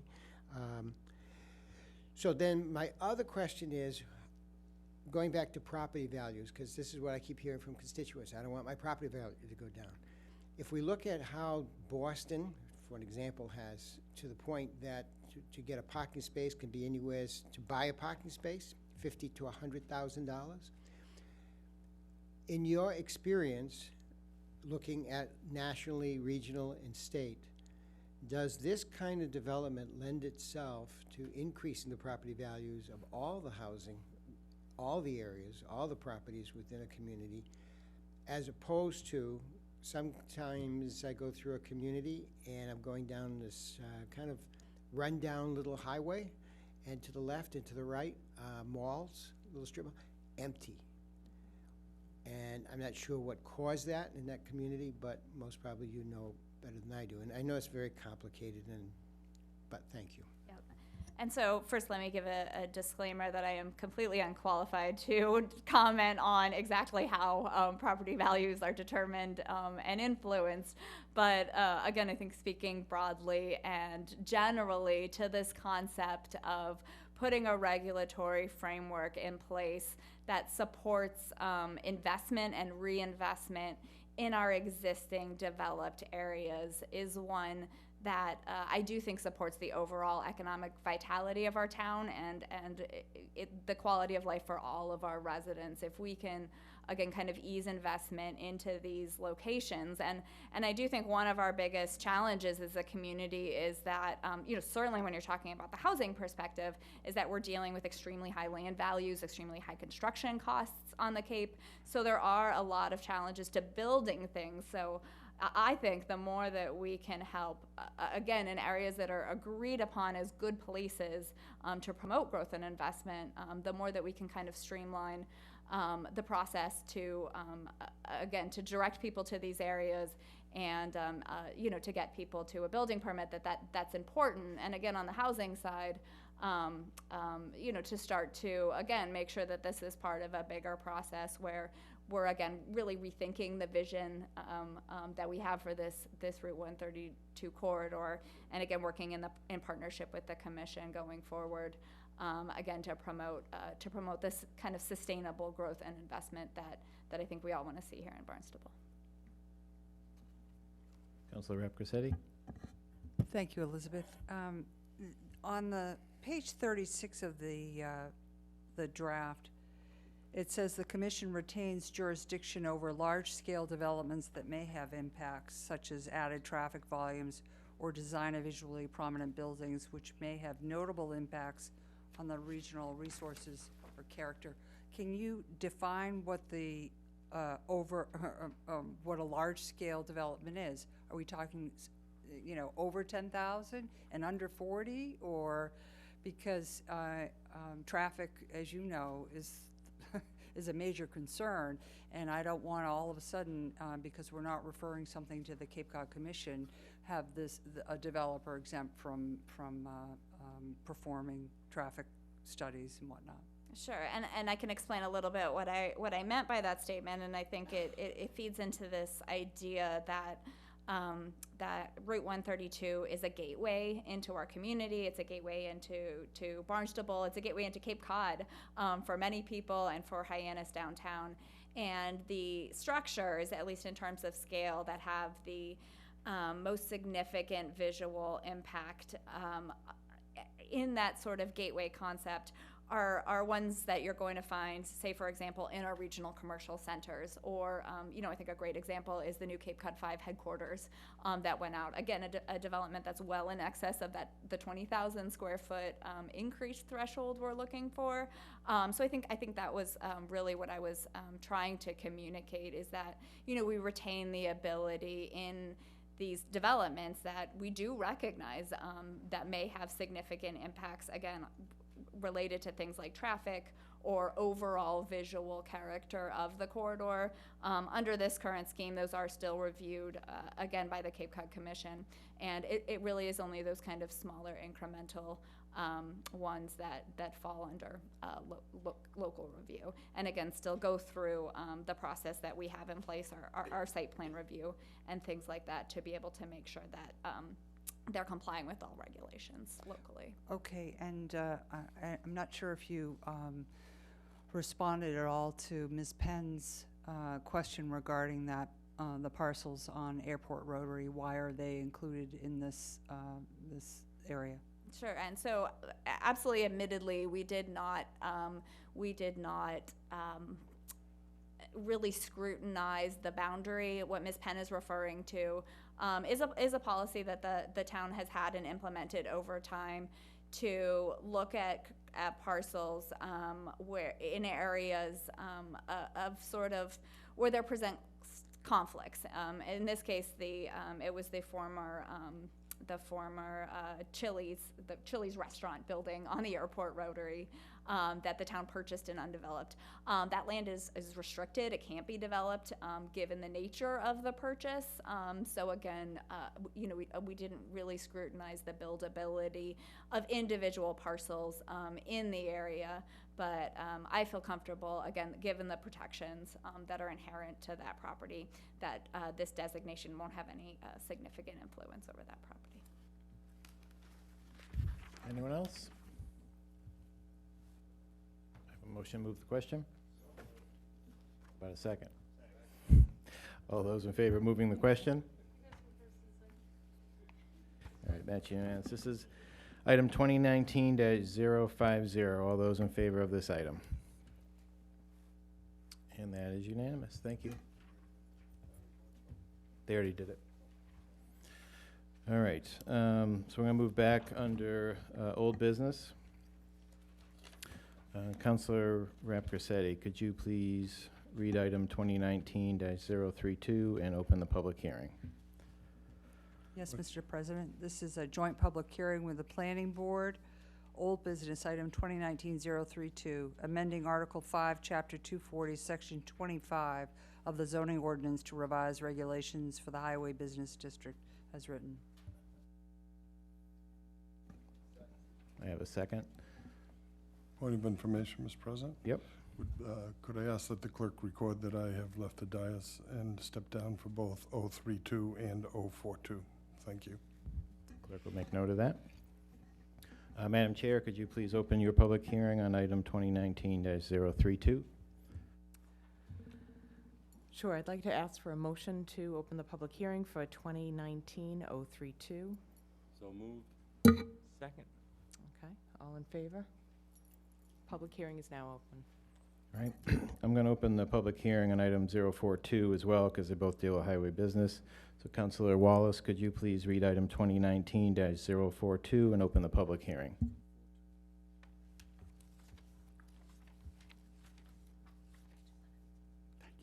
Page 11.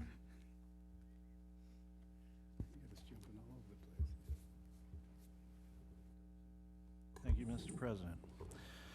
Old business, joint public hearing with the Planning Board. This is going to require a 2/3 roll call vote.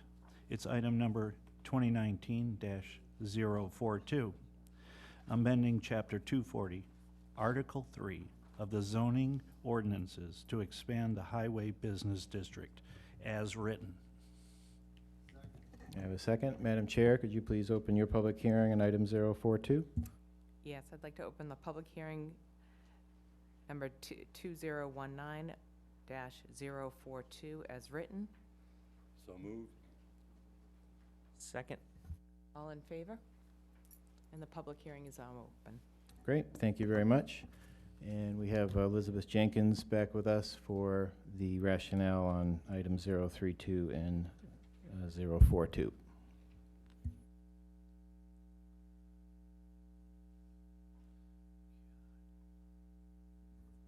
Hi, again, good evening, councilors. Elizabeth Jenkins, Director of Planning and Development for the record. And as was noted by the opening of the two items, the items in front of you today both deal with changes to our current highway business zoning district.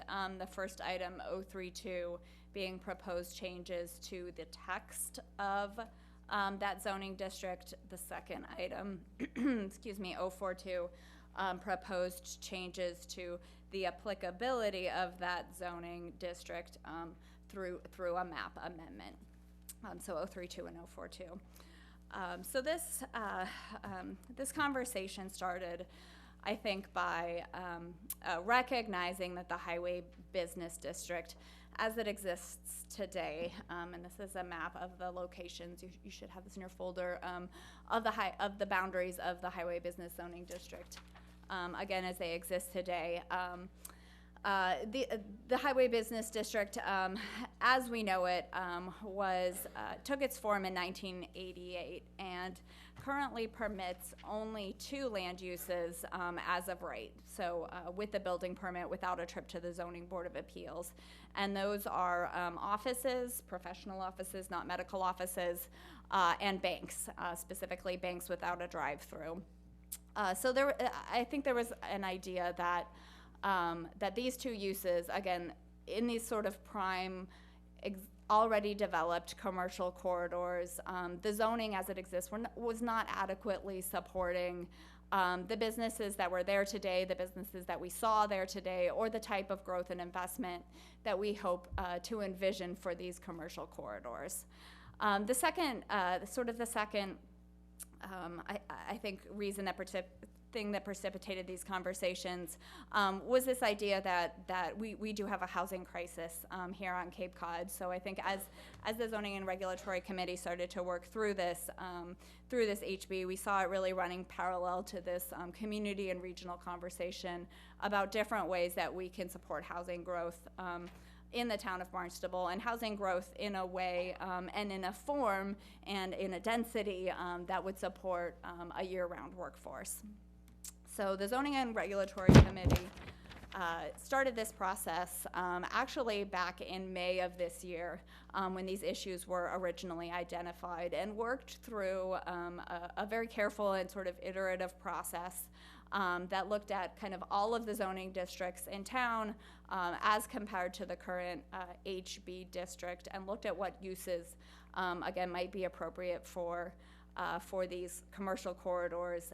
And again, this item was brought forward by a vote of by the councilors who are sponsors and on the Zoning and Regulatory Committee.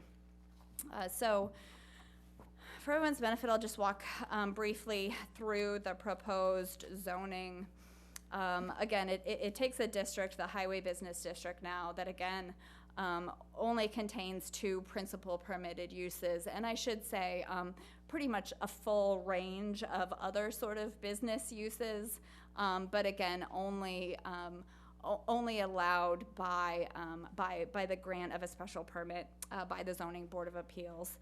So the proposed zoning does change that dynamic. It does identify 28 uses that would become principal permitted uses in the district, and then an additional 10 that would be permitted, again, through that discretionary process through the Zoning Board of Appeals. So again, that's the difference between principal and conditional uses. Just so people understand, principal permitted uses are ones that are, again, allowed as of right in a zoning district, but of course subject to all of the other sort of regulations that are applicable in the town. You know, zoning is one set of our regulations. As we've talked about, there are a number of other sort of regulatory options here at work that are still required for uses to go in. And those are typically compliance with all those existing regulations on the books are vetted through our local site plan review process, which is an administrative process. So the permitting process changes for these principal permitted uses from essentially application, site plan review, Zoning Board of Appeals, building permit, to application, site plan review, building permit. Changes were also considered and recommended to the bulk regulations in the district. So the bulk regulations are what kind of set out the form that and sort of the setbacks, height that building and development in the district will take. So significant changes there were a reduction in the minimum lot area square feet, again with this idea that being able to promote infill development in the district. Significant revisions to the front setback requirements in the district. Currently a 60-foot front yard setback and a 100-foot front yard setback around on Route 132 and Route 28. Those have been reduced to 20 and 40 respectively. Again, I think the idea being if we're seeking to retrofit development and promote a type of development that has a little bit more of a walkable urban form that we do see desired in some of these corridors, that's very sort of hard to accomplish under those excessive setbacks. And then the final, addition, I think, to the highway business regulations are a set of district-wide design and performance standards.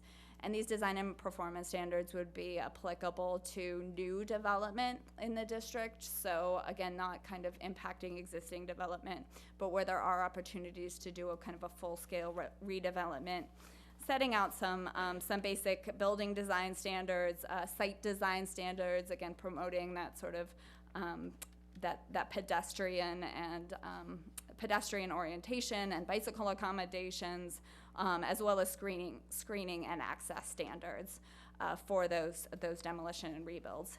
And then you'll find in the final section really a comprehensive set of definitions that look to really provide a clear understanding, both for, I think, staff's perspective. This was something that we worked collaboratively on with the building commissioner, but from the public standpoint as well. I think one of the kind of reoccurring themes that came up at the Zoning and Regulatory Committee was that zoning is not always that accessible. It can be hard to understand if you're a new business coming into our community. To open up our zoning code can be very daunting, especially in the scope of sort of pre-existing non-conforming uses. So to try to set this out, this new revised zoning out in using as plain language as possible and making it very clear for a business that's looking to come into our community, exactly what we mean when we define these land uses. So that's a brief overview of 032 and the proposed changes to the texts. Now I'll just briefly cover, again, the recommended proposed changes to the zones. So again, the text, kind of as it was originally conceived, applicable to the existing highway business district here, and then the companion map amendment applicable to an expanded area. These were areas I think brought forward with a recommendation because they do contain a number of uses that are currently pre-existing non-conforming, or uses that have found their way there through some alternative permitting process. And one that certainly will jump out, I think, is there are a number of 40B residential developments in these areas. So there are sort of 4 core areas of change under the proposed map amendment. One you see here, again, working from west to east, starting along, this is the Route 28 corridor, again, starting at the, I believe it's the Masonic Lodge on the west end, moving to Old Stage Road, the areas south of Route 28 incorporated into that district. Kind of the second major change on this map is that parallel to the HB district, we do have another district similar but even more permissive. That is our HO, our Highway Office District. You should have a copy of that existing regulation in your folder as well. And again, allowing even fewer uses than allowed in the HB. So really only permitting office uses here. So this would essentially eliminate it would eliminate the HO in favor of the HB. And then it includes an expansion of 2 parcels along Fiddy's Lane on the far east side of this map. Kind of the second core area where changes are proposed. This is the kind of the coming together of Route 28 on the north and West Main Street on the south. Expansions are proposed in the area, again, kind of to east of the existing Lamberts. You'll see that there's some undeveloped property and then a pre-existing non-conforming multifamily there, incorporating that all in, and then again moving east on Route 28, incorporating the smaller parcels on the south side of the street. There's kind of an existing island of HB where the former Cape May Farms was, so kind of connecting that and expanding to the north and creating a contiguous district. You will see to the south as well a minor expansion along West Main Street to kind of square off some of the existing commercial parcels that are there. The existing HB originally went in, and it was defined as, those boundaries were defined as 300 feet off the center line of West Main Street. So we see a lot of cases here where we do have parcels that are split by the HB zoning district. So that proposed HB expansion rectifies that split, as well as adds an additional parcel to the HB on West Main Street.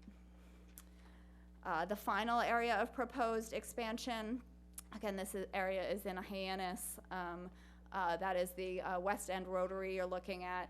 Again, you'll see that sort of the split caused by that 300-foot enactment of the district. The large parcel that you see here is the Melody Dent parcel, so puts that as well as the associated restaurant parcel entirely in the district, and captures a pre-existing non-conforming use as well as an associated residential property on Scudder Ave. So that is the scope of the changes. I'd be happy to answer any questions if folks have them. Thank you for the overview, Elizabeth. And this is a public hearing, so if any members of the public wish to speak to this, please come forward.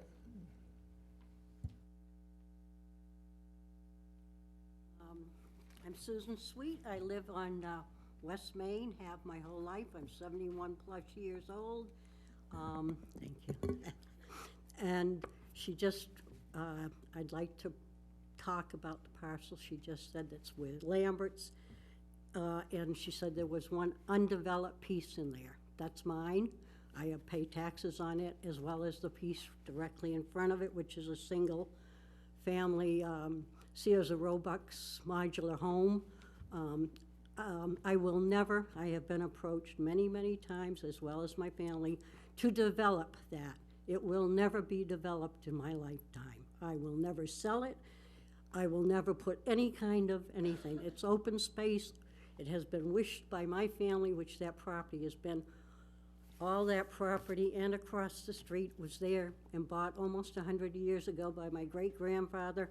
It existed before West Main existed in my family. That's the only part. Everything has residential, single-family houses, and to add any other business to that, you would have to either demolish existing houses that are occupied, and so there would be no gain, and I don't see how any business could fit in there. And what would the impact of business be on the traffic on West Main? I've watched that grow. It's a unique 2-lane road that has curb sidewalks on both sides, so there's no off. It's just, you're pretty straight there. And it backs up several times a day, the whole length of West Main Street, all the way to 28, all the way to the lights at Strawberry Hill. So I'm opposed to it, and just in case anybody would influence them, that piece of property, as long as I am alive and have the ability, I will never allow it to be developed.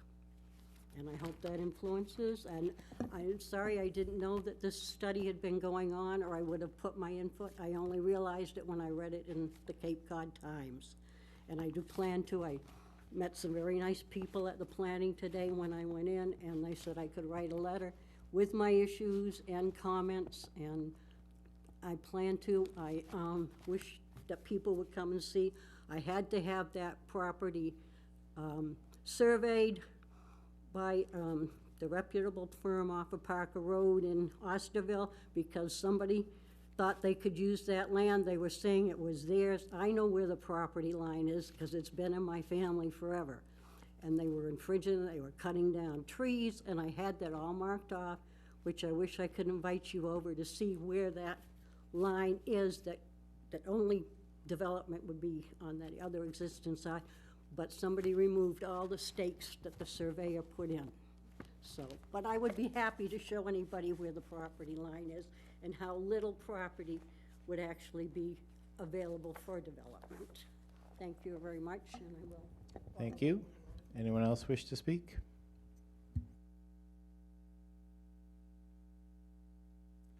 My name's Bonnie Lapierre. I live in Centerville. I was born in this town of Hyannis, and I've lived here all my life. Now, I've got a question concerning why the expansion on West Main Street in Centerville only goes so far, and then they leave off the whole bunch of, like, 6 other houses that are residential that are not included. Why is it stop right with our property? Because it's been in the family forever. And we'd like to leave that property as in the back for animals. You're taking away, you're gonna build and build and build, you're gonna not have any more birds, you're not gonna have any more, you know, rabbits or anything like that, because it's all gonna be pavement. And I said, we're trying to save, we could have built, because my grandmother left that to the 3 of us grandchildren to build our own houses there, but we decided to leave it as open space for animals to have their homes. And I hope you will take that into consideration and try to, you know, keep it the way it is and not make it a business zone. Thank you. Thank you. Anyone else wish to speak?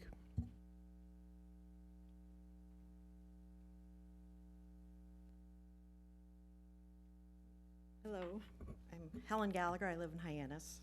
So I was wondering if we could look at the West End Rotary. So the Melody Tent property obviously is already commercial, but the little, I don't know what the geometric name is for that shape, but you did mention there's one residence there behind the new school. Right. So I come down Greenwood Ave every day and hit Scudder Ave, and there's a lot of traffic there, and a lot of times it's going really fast. And there are a lot of residents on the left, and I met a lot of these people Saturday at the informational meeting. And we were Saturday very intimidated by the proposal for this performing arts center going on the golf course. But traffic came up, and that's one of our concerns.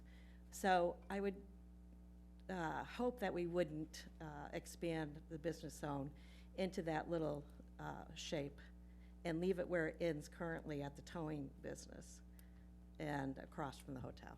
So that would be my desire for change on that. Thank you. Thank you. Anyone else wish to speak?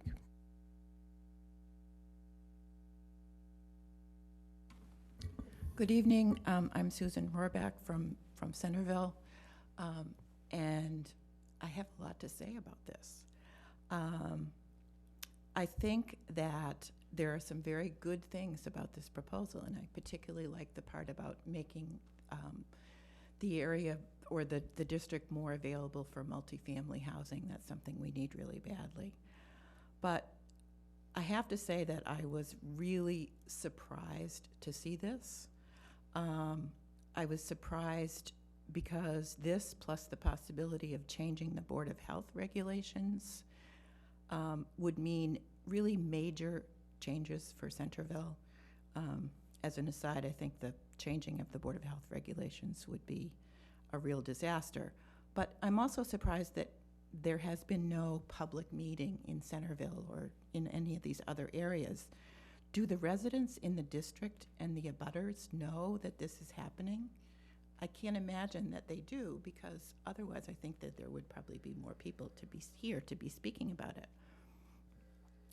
The Highway Business District was originally done because we didn't want a lot more traffic on the areas where the Highway Business District is.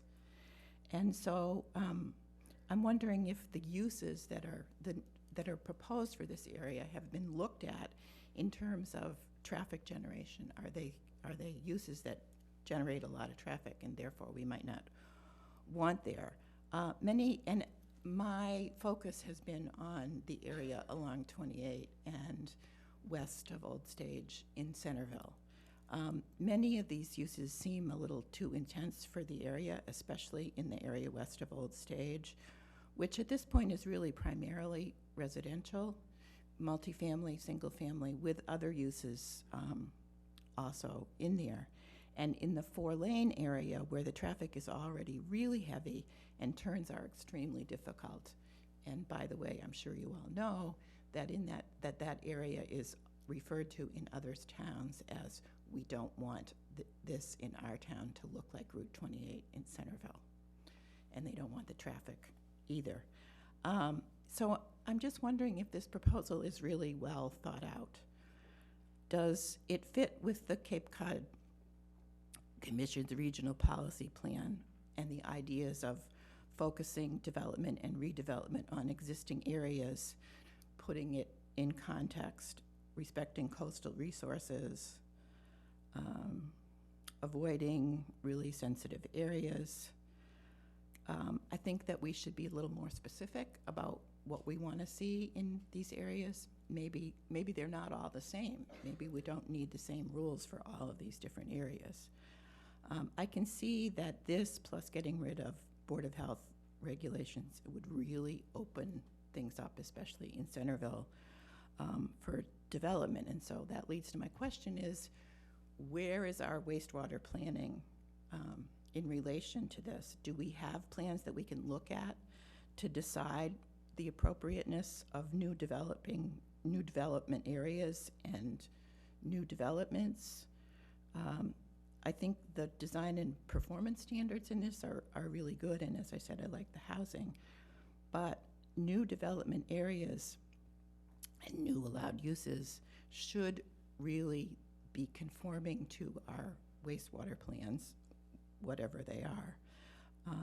And let's not allow uses by right and expand the area if they're really not appropriate and may cost us later. Thank you. Thank you. Anyone else wish to speak?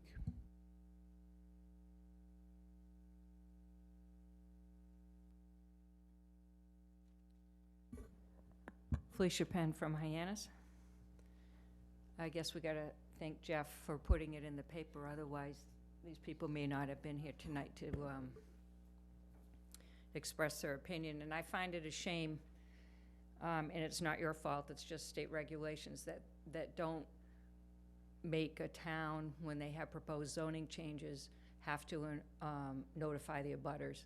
And I think it's one of the cruelest things of state law that we obviously adhere to, because that's what you do.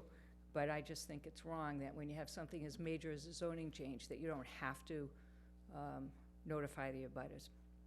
But regarding 032, I have quite a few comments also. I'm gonna go in order so you could follow along.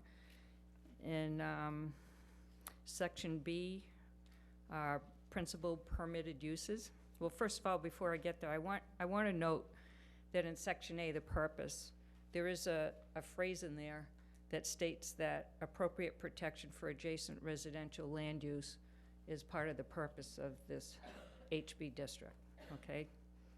So section B, principal permitted uses, which means by right, which is a good thing.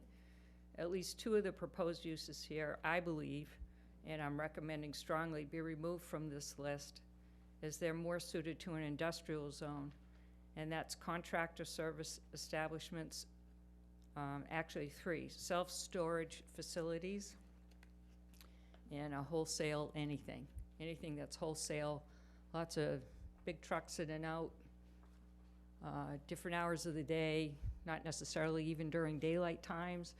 I don't think that belongs in a highway business district at all. Footnote number 2. You guys have a landscape setback from all residential property lines, so this is after that list of all those uses. It shall be 10 feet. The current setback is 20 feet from all residential property lines.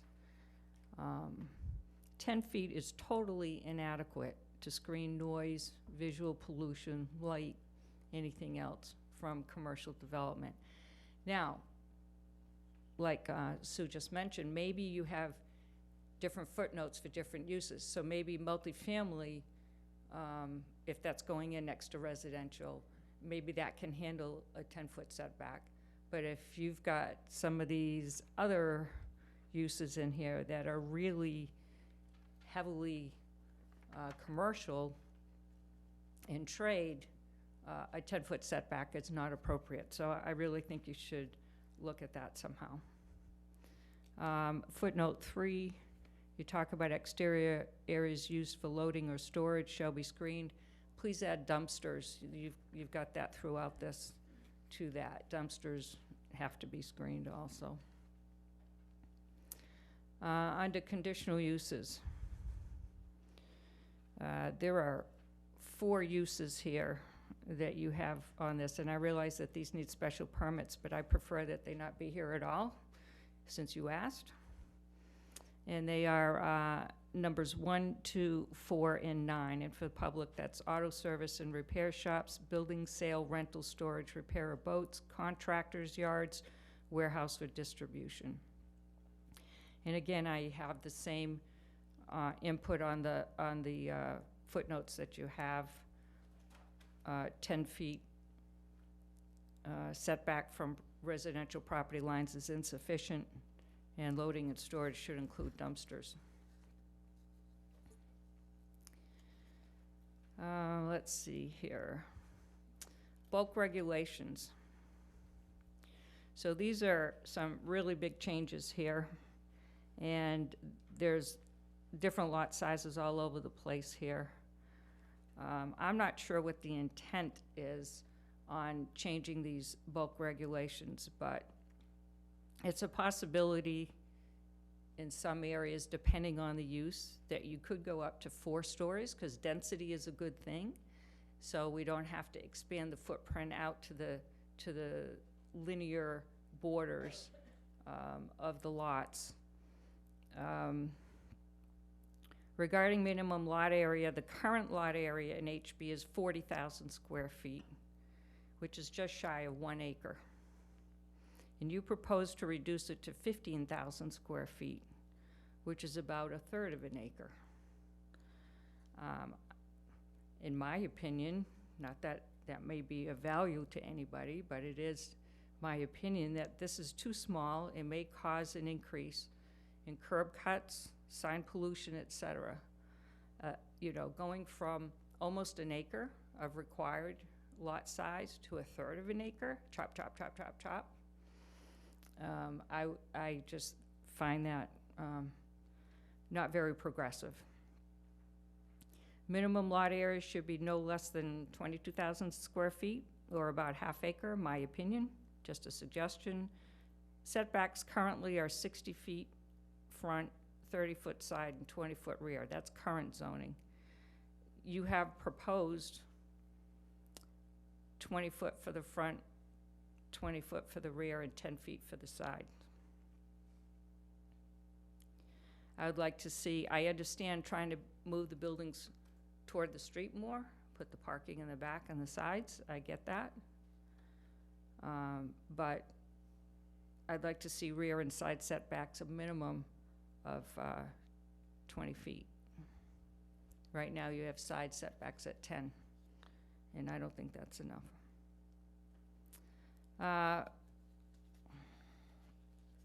You have a minimum tree caliper of 3 inches. This is standard when we were in the past negotiating development and regulatory agreements with other businesses, you know, they always try to get three-inch caliber trees. I think 3-inch caliber trees is too small to survive in a highway business environment personally. Why do we always ask for the minimal amount? I think we should ask for something better than that. A minimum of 4 to 6 inches is preferred. If you look at the trees planted on Bursa's Way in front of like the Nissan dealership and along that side, I mean, they are struggling to survive, and that's similar traffic to what this is. And I don't understand the value of asking for the bare minimum. District-wide design and performance standards, the last sentence of paragraph 1. Says these standards shall not apply to the construction of new principal structures on lots already improved with a principal structure. So my question is, why? If you exclude new building, I understand you have a principal structure on a lot and you want to build another one. If you exclude the new buildings from these design standards, then all new construction on these lots will look like the current construction that you have now, which you're trying to improve with design standards. So why do we want to perpetuate what's already there? We want to progress and make it better. So I'm not sure why we are exempting new buildings on where we already have a principal structure. Number E, building materials. It says corrugated metal can be used as a decorative or detail element for up to 25% of a facade. I mean, this just popped out of the page for me. I don't know about you, but seriously? I mean, corrugated metal. So maybe I don't know anything about the building trade, which could be true, but are we accommodating formula store designs? I mean, why this? I'd love to know the reason that this specific material is included in here. I find it very strange. Again, on section 5 in screening, please add dumpsters. That's my thing, I guess, dumpsters for the day. That's it on 032, and on 042, I have some feedback on the maps also. Overall, I question the inclusion of lots that are residential on each of these maps. So this is map 1 of 3. On the right, furthermost side of that, running this down Finney's Lane, and dissolving the current zoning line that's there. That red dotted line's going to be dissolved, and that's going to go away. I just think this is encroachment into a residential neighborhood.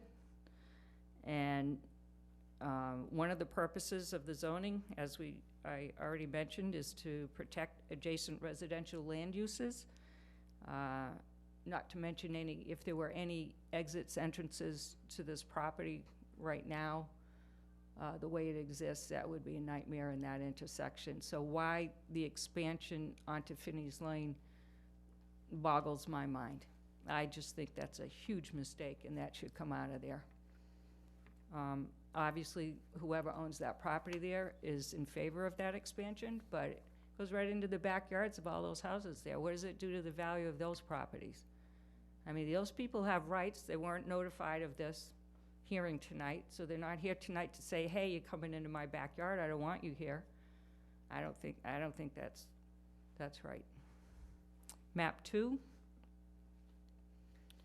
I'm opposed to the extension starting at the corner of Strawberry Hill east across from CVS all the way down to what was Cape May Farm. Strawberry Hill at the corners of West Main. Again, it's encroachment into residential neighborhoods, especially the West Main on the 4 corners there across the Honda dealership, and then you have a small office complex, and then across the street from that is residential, and the other side's residential. Unless you're going to restrict those areas to multifamily or housing specifically, which I would be in favor of doing if it was housing. But to open it up to that entire list, and we haven't said that there's any restrictions on this anywhere. Maybe we have shaded zones where we're saying, hey, we want housing here, but we don't want everything else on the list there. But to put those other uses at that four corners at Strawberry Hill at the traffic light, it's terrible planning.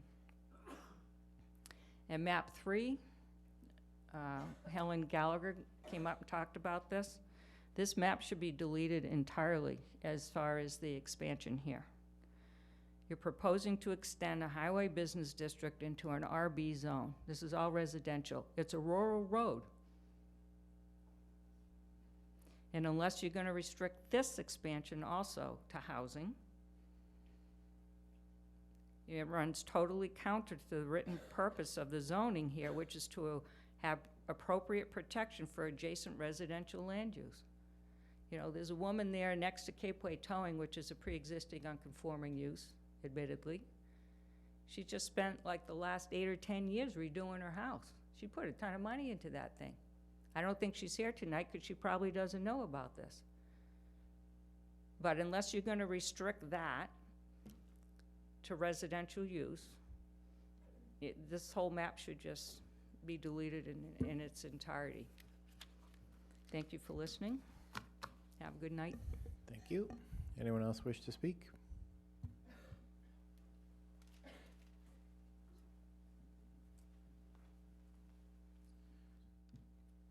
Thank you very much. Fred Chirigotis from Centerville. Should we sign in here? I don't see any other names. Everyone, I'm afraid. Might be worth something with your autograph, Fred. Must be. Someday. I'm here to talk about the expansion of the Highway Business District in Centerville, specifically looking west from Old Stage Road going west. I have a major problem with that because we're talking about a residential district. Now, earlier I heard a councilor talk about traffic at Santuit Newtown Road and how bad it is.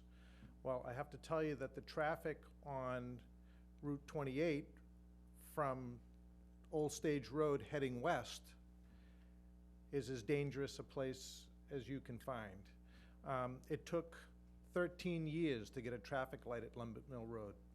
That was after, I believe, 3 or 4 fatalities in a short period of time.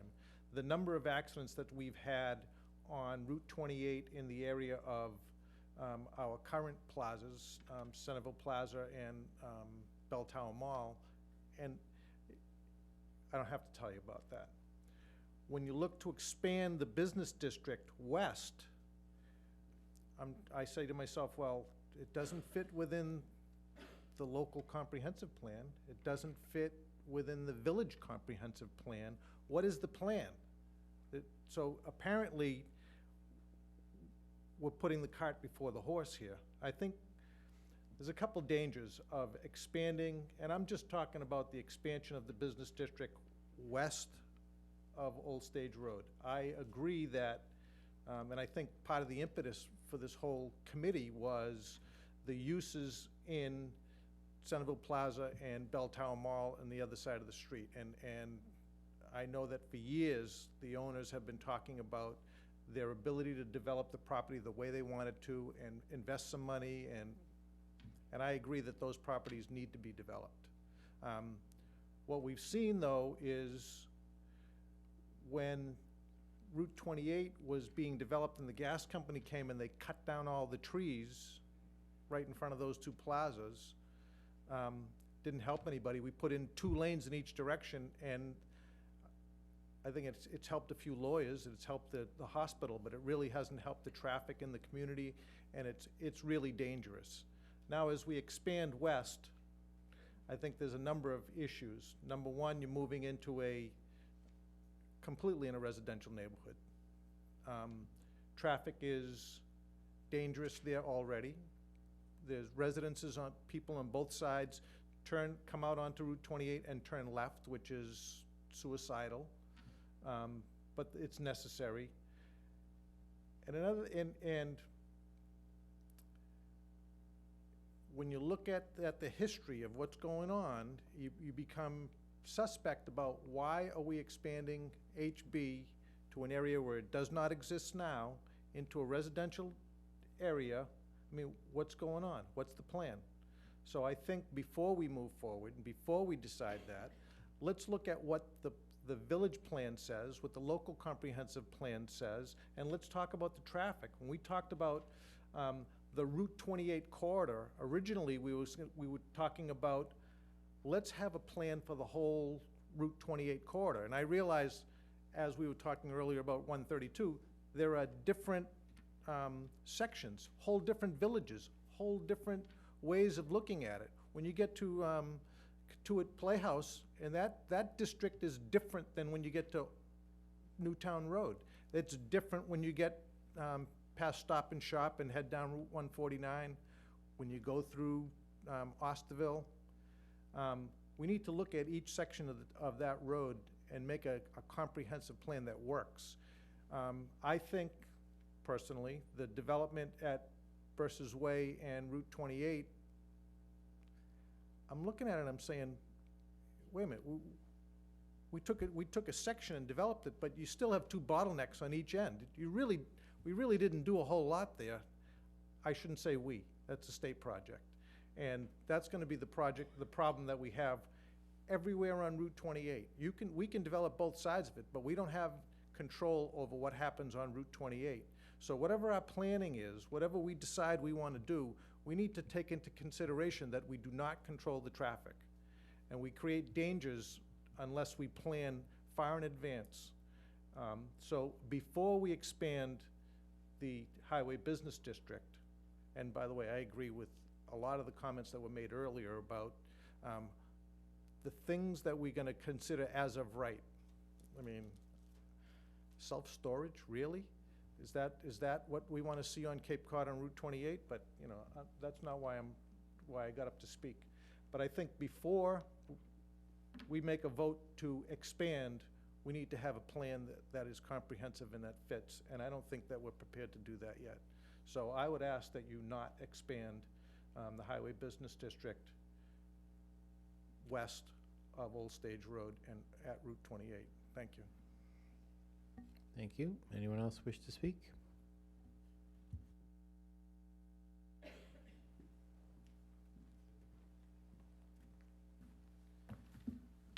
Hello, Council and Planning Board.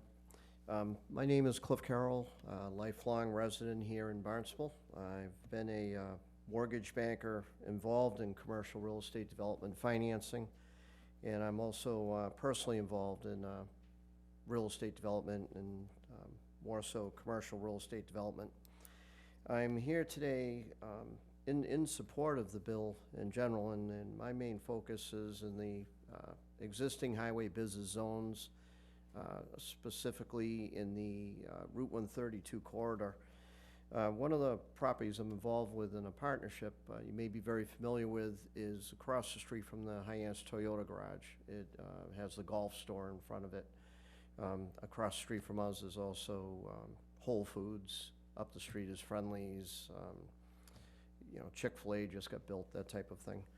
And as Elizabeth mentioned earlier, under the current zoning, believe it or not, that building's HB zoning, it's restricted to offices and banks.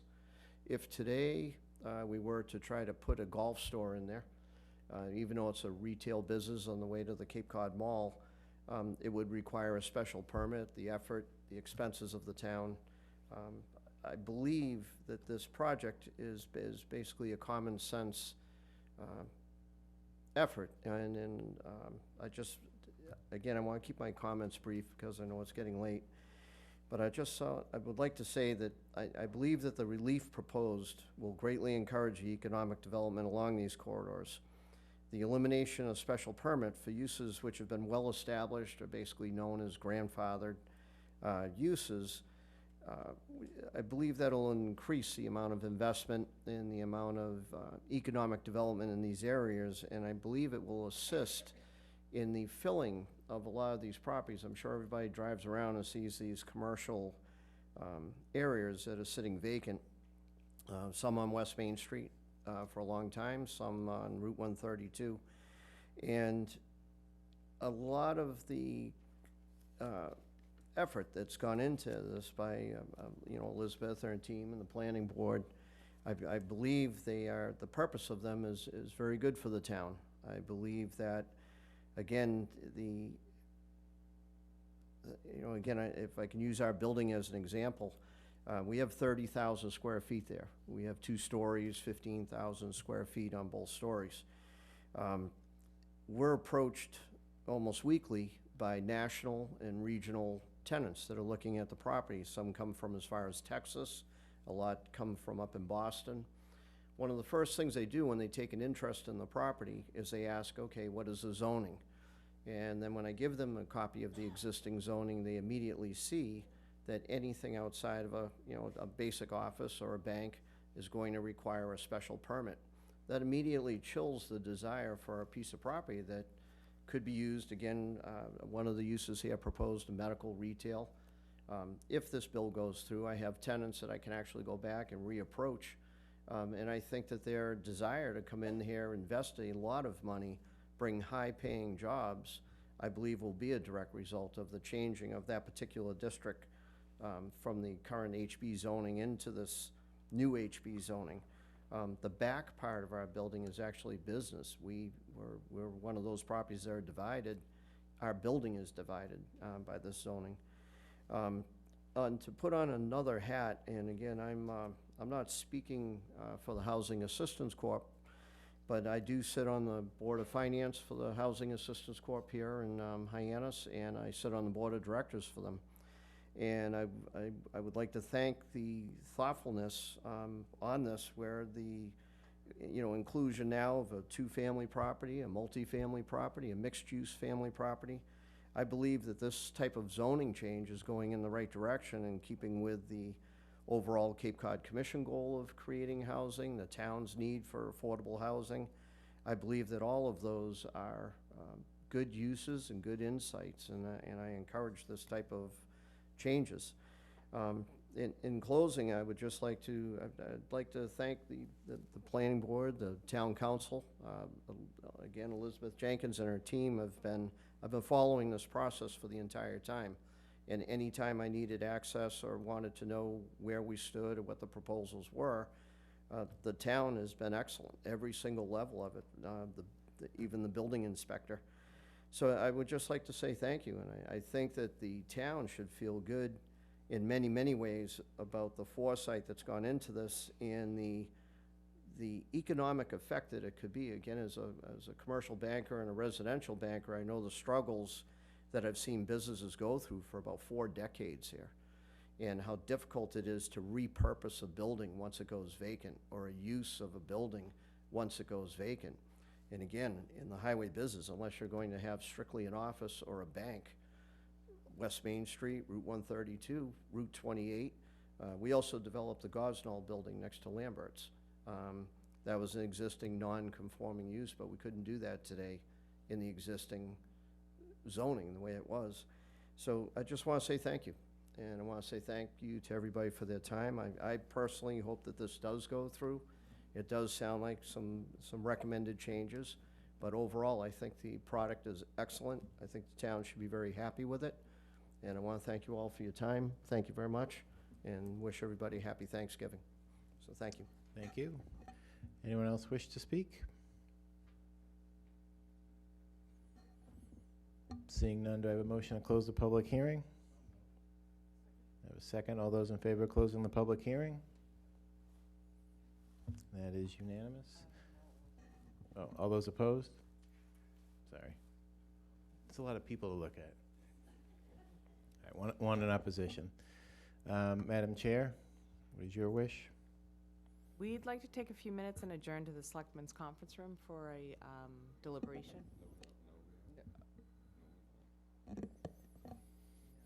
Did you want to close your hearing?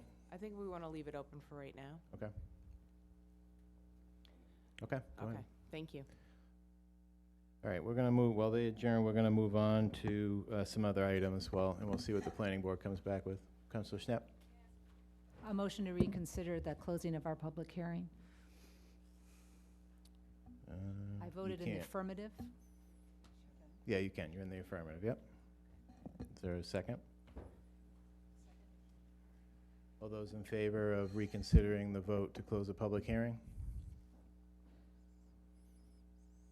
All those opposed? Okay, so we'll reconsider the vote to close the public hearing. So all those in favor of closing the public hearing on item 2019-032 and 2019-042? This is the we're reconsidering it, so this is the vote to close it. So all those in favor of closing it? All those opposed? All right, so the public hearing will stay open. And we're going to move on to other items. So, let's see. Councilor Tinsley, could you please read item 2019-041?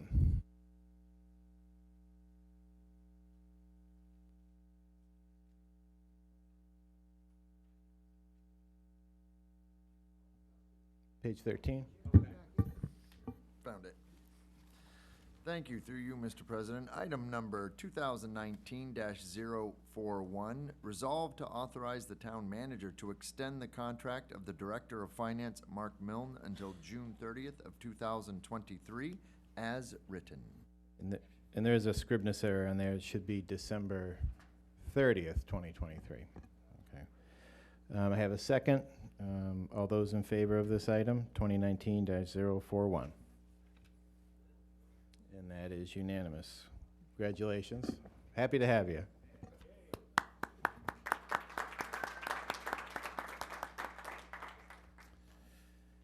We tried to do that the last meeting. Sorry you had to wait 2 more weeks. But let's see. Councilor Flores, could you please read item 2019-046 and open the public hearing?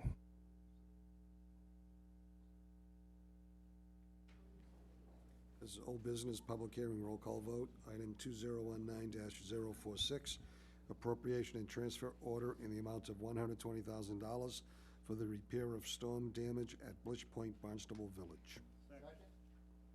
I have a second. We have Director of Public Works, Dan Santos. Welcome. Good evening, Mr. President, members of the Town Council. In 2015, the town did a project which was called a soft solution to protect the sediment containment basin at Blish Point.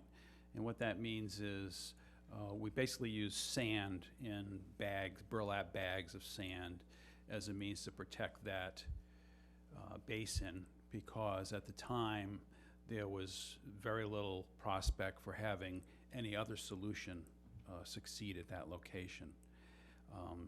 And that would be what's considered a hard solution. Now, if you go down to Blish Point and to the beach there, Millway Beach, if you look to your right, what you see is a revetment and a protected coastal embankment, which works very nicely. And on the left side, what you see is the sand that's all carved away from, really, in just this year in 2018, we had 3 major nor'easters that took quite a bit of sand and started digging into those bags at protecting that sediment basin. And they are vulnerable to further degradation from any other storms. So what we've done is we have hired the Woods Hole Group to look at potential solutions at the Blish Point for this particular area. At the first part of their work, they recommended strongly that we bring sand in to protect what's there as an interim solution. What we've tasked them with doing and what their scope of work is to provide a final solution, and that would include, in our opinion at this point right now, is a hard solution where we would put a similar revetment structure on that left side, which would protect the coastal embankment, protect the sediment basin, and keep sand from continuing to move around the corner into the harbor. So that's what we're proposing that they look at, but they're looking at all alternatives. We want to make sure we look at all of the opportunities for providing a final solution there. Their report is due in January, and we will move ahead with recommendations at that point for a permanent solution, which could take several years to permit and get installed. This bringing the sand into Blish Point, hopefully, is a 2 to 5 year solution, but that is completely weather dependent. If we have 3 strong nor'easters again this year, it's likely we're going to lose that sand as well. So this these funds are for basically bringing in about 3,500 cubic yards of sand, rebuilding the face of that dune back to what it was to protect the interim solution that was put in place in 2015. Thank you. Thank you, and this is a public hearing, so if anyone wishes to come forward, please do so. Seeing none, do I have a motion to close the public hearing? A second? All those in favor of closing the public hearing? And that is unanimous. Council discussion on this item? Councilor Flores? Just curious, Dan, where will the sand come from, and will it match the sand that's currently there? Yeah, we will purchase sand that is equal to what's there. Okay, and secondly, part of where that sand is, where that land is, that belongs to the state, is my understanding. Correct. So do we need state approval to make that happen? We have it permitted. We have a maintenance permit for this specific project. Thank you. Councilor Schnapp? Thank you. So worst case scenario, we could spend this money and we have a major storm and it's gone again? Yes. So what's the worst case scenario if we don't do anything? If we don't do anything and we get those storms or any storms that further erode that bank, you could dig into the containment basin, and once that happens, that's going to collapse that structure, and what's in there is fine-grained dredge sediments, which would contaminate the resource areas as well as flow into the harbor and can create more shoaling and issues there. So we don't have a big choice here if we want to protect our... My recommendation strongly is that we protect what's there. Okay, thank you. Councilor Wallace? Thank you. Is Blish, is it considered an ACEC like Sandy Neck is? Not to my knowledge. Okay, so if we did if something happened and we had 3 terrible storms in a row and we did lose that structure, we wouldn't have any trouble rebuilding it or getting a permit to rebuild it, would we? I don't know. I'd be speculating. I assume it would be permitted, but that would be a pretty lengthy process, I think. We don't have a permit in place to rebuild that structure. Right. Okay, thank you. Sure. Anyone else? Councilor Hebert? Thank you, Mr. President. Dan, can any of that sand that you would be replacing, can that be put in some type of container bags that would more protect what you're trying to protect? Not without additional permitting and going through that process, which would take far longer than we have available to us. What we're permitted to do is to replace the sand, which is really acting as a sacrificial sand to protect the bags that are there. Thank you. Any other councilors? Question? Second. All those in favor of moving the question? And this is item 2019-046. This is a roll call vote.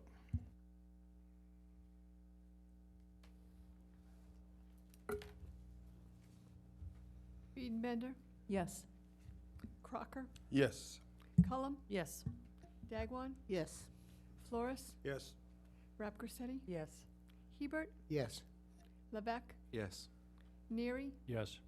Schnapp, Yes. Steinhilber, Yes. Tinsley, Yes. Wallace. Yes. Thank you. Thank you very much. Councilor Rapcorsetti, could you please read item 2019-030A?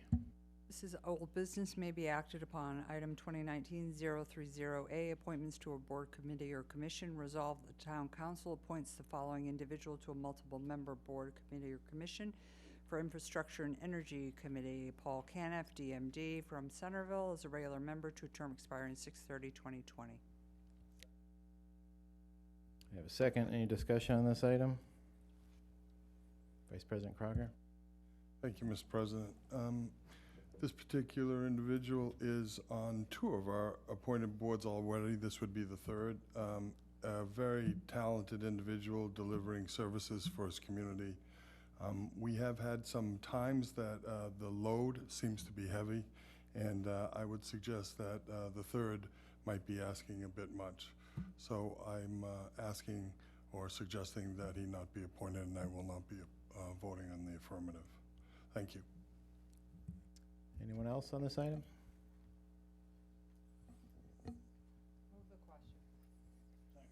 have a second.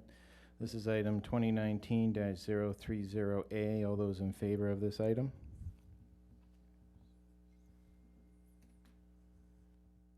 All those opposed?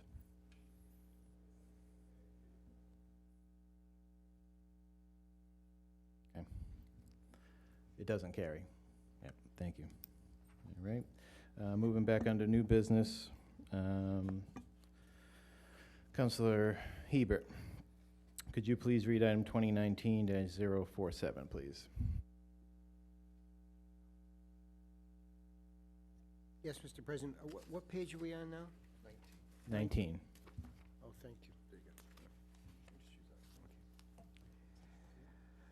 New business may be acted upon. Item number 2019-047, authorization to accept and expend a grant in the amount of $154,140 to the Barnstable Senior Services Division from the Executive Office of Elder Affairs to support staff salaries and programs of the Barnstable Senior Center. I have a second. We have Lynn Poyer, Director of Community Services. Welcome. Thank you, Mr. President, councilors. This is an annual grant that we receive from the Executive Office of Elder Affairs. Each town is given based upon their senior census. The last time we had a census was 2010. We have 12,845 residents over the age of 60 in the town of Barnstable, and we are being provided at a rate of $12 per elder. So the total award is $154,140. This formula grant helps funding the Senior Services Division with our activity coordinator, marketing coordinator, also partially funds our transportation coordinator, part-time division assistant, and custodian positions. In addition, the formula grant helps to offset operating costs, including newsletter mailings, repairs, and maintenance of our vehicles. There is no immediate financial impact to the town's operating budget as a result of accepting this grant. However, in order to continue this service after the grant funds are exhausted, the cost would need to be added to the senior services operating budget if another grant is not obtained. Otherwise, the service would have to be eliminated. And Madeline Noonan, our senior services director, is the one that works with the Office of Elder Affairs. Great, thank you for that. Any council discussion on this item? Second. Second, all those in favor of moving the question? This is item 2019-047. All those in favor of this item? And that is unanimous. Thank you. And you got the next one too? All right. Councilor Cullum, could you please read item 2019-048, please? Yes, item 2019-048, acceptance of a gift in the amount of $2,500 from the Corson family for Barnstable Recreation Division's Friday night social program, as written. Second, go ahead, Lynn. The Friday Night Social Program is for developmentally disabled adults. It's a program that we run in partnership with our Saturday Sunshine Group, and it provides entertainment of varying types. On November 9th, we just had our annual Thanksgiving dinner that was provided, but normally on Friday nights, at least once a month, they go out to, and we're talking 50 to 75 participants, go out to a movie. The Corson family has been witnessing this group at the movies for a while, and they really appreciate the joy that going to the movies brings to these participants, and so they are providing $2,500 specifically for the movie program. Great, thank you.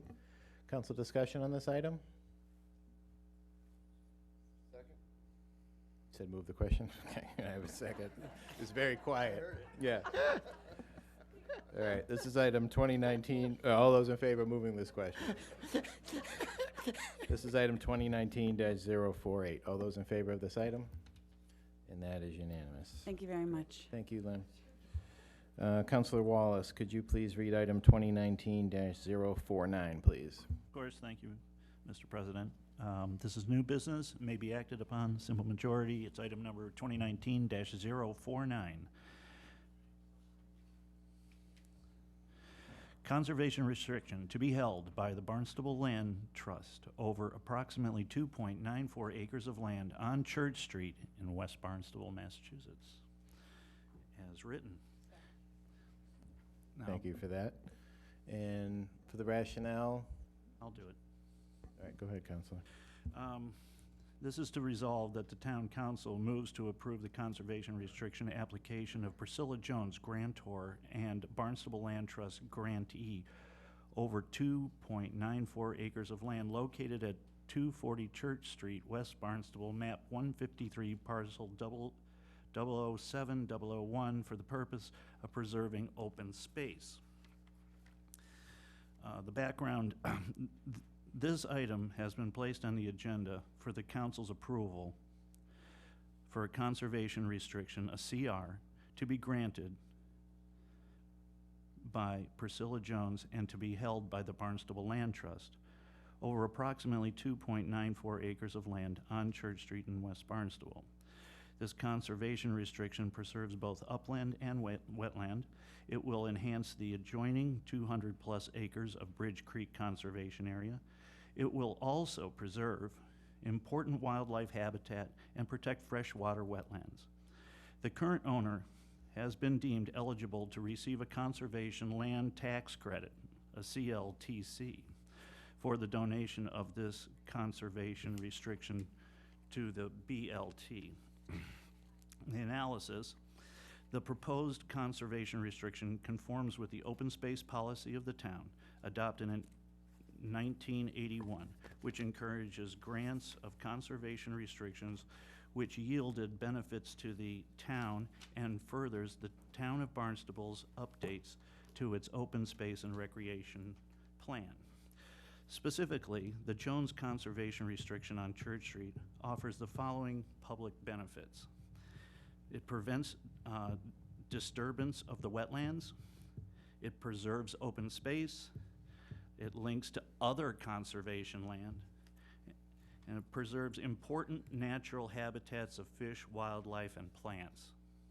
It also prevents construction on land and natural resource value. Approvals have come from the Conservation Commission, voted to support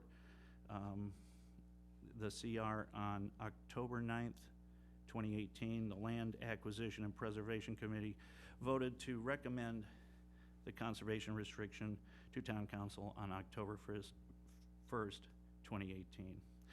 The fiscal impact to the town, the 2.94 acres to be restricted, is valued as residual land at approximately $30,000, and it will result in a decrease in property taxes of approximately $300 in town, district, and CPA funds. Thank you. Thank you, Counselor. And we have the Director of the Barnstable Land Trust, Janet Milkman, here. Do you have things to add? Thank you very much, Janet Milkman, Director of the Barnstable Land Trust. I really don't have anything to add. That was very comprehensive. And you also have some maps there. I don't think I have the clicker with me, but on the screen, as well as the first map, just showing where the property is in context, and then which piece of the property is going to be restricted. Any council discussion on this item? Councilor Wallace? There is one thing I'd like to add that wasn't in the bullet points that I mentioned. This has another advantage. I believe, given its proximity to the Bridge Creek property, the Bridge Creek property had a CR placed on it that guaranteed hunting would be allowed on that property. And I believe with this added onto it, it actually opens up a little bit more of the existing space at Bridge Creek for those purposes. Now that all came about probably 4 years ago when they were looking for the right-of-way for the rail trail that was coming from West Yarmouth into the town of Barnstable. But Fisheries and Wildlife wanted to guarantee the same number of space for hunting that they were going to lose when that right-of-way came through. So they requested that CR be put in place. So there is another advantage to it as well. That's all. Thank you. Any other councilors? Vice President Crocker? Could I get clarification on that? So this piece will give us access? Are we able, is the public able to traverse over this The with the public rights? can access it, although there cannot be trails put on it unless the owner says, you know, it's okay. But if you look at the map with the red line on it, that shows where the existing Cape Cod Pathways Trail is. It really goes along the perimeter of the property, so there's already a trail there. And I just wanted to say, I'm sorry to disappoint you, Councilman Wallace, but the CR does restrict hunting. And on that property, there wouldn't, it's within 500 feet of a structure anyway, so, yeah. I'm aware of this property having Okay. that restriction. Oh, okay, okay. It's the existing property that will change slightly because of the distances. It won't be a much of see a what you're drastic saying. change, but it will change a little bit inside of the Bridge Creek property. Okay. Anyone else? Do I have a second? Okay, all those in favor of moving the question? And this is item 2019-049. All those in favor of this item? And that is unanimous. Thank you. Thank you, Janet. Thank you. Seeing you. All right. Counselor Levesque, could you please read item 2019-052 and refer to a public hearing on December 6, 2018? Sure, thank you, Mr. President. This is new business, referring to a public hearing on 12/6/2018. This is item number 2019-052. It's an allocation of a tax levy fiscal year 2019 residential exemption, as written. I have a second. And all those in favor of referring item 2019-052 to a public hearing on December 6, 2018? And that is unanimous. Counselor Neary, could you please read item 2019-053 and refer to a public hearing on December 6, 2018? Yes, Mr. President. This is new business to be referred to public hearing 12/6/2018. It's item number 2019-053, allocation of tax levy for fiscal year 2019 tax factor, as written. I have a second. All those in favor of referring item 2019-053 to a public hearing on December 6, 2018? And that is unanimous. And now we're going to have our Director of Finance, Mark Milne, just give us an overview of these two items ahead of the public hearing that we'll have in a few weeks. So I'll invite him up now. Oh, excuse me. And Ed O'Neill is here as well, our Director of Assessing. Couldn't see over the podium there.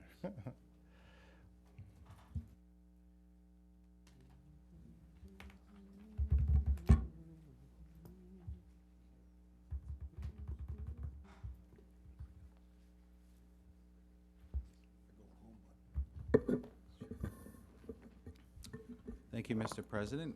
Good evening, councilors, and thank you for your vote on item 041. I appreciate it. You all are familiar with this. You've seen this before. The numbers have changed, but the concepts are the same.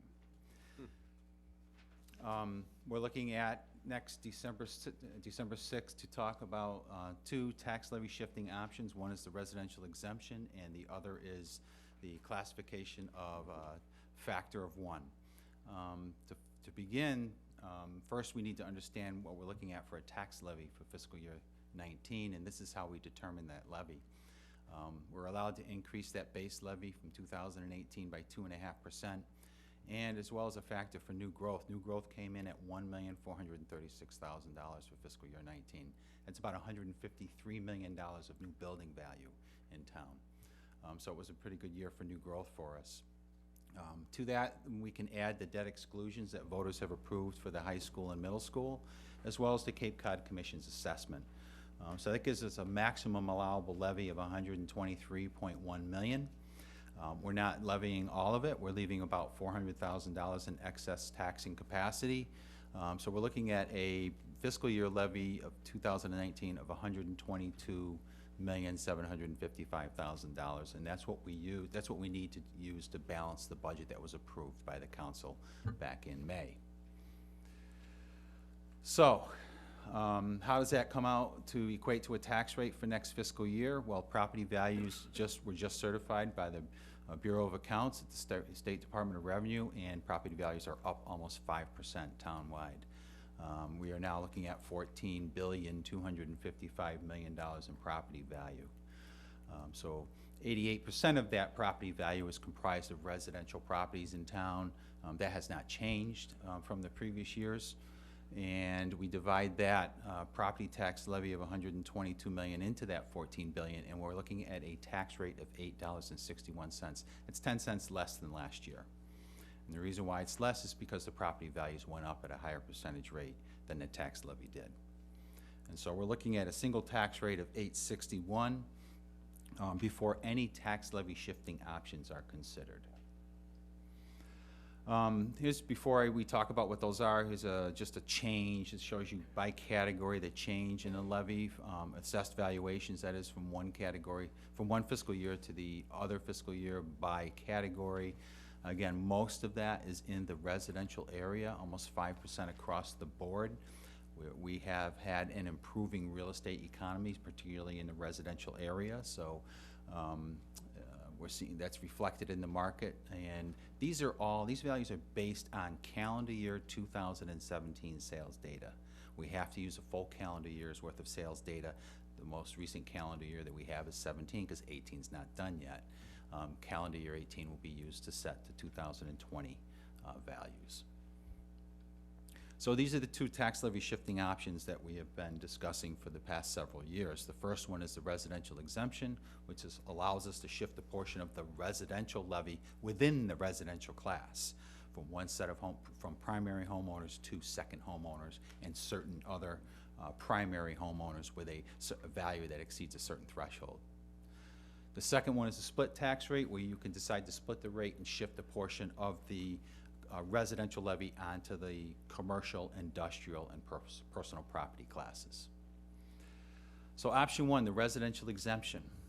We have 11,960 qualified property owners under this exemption currently.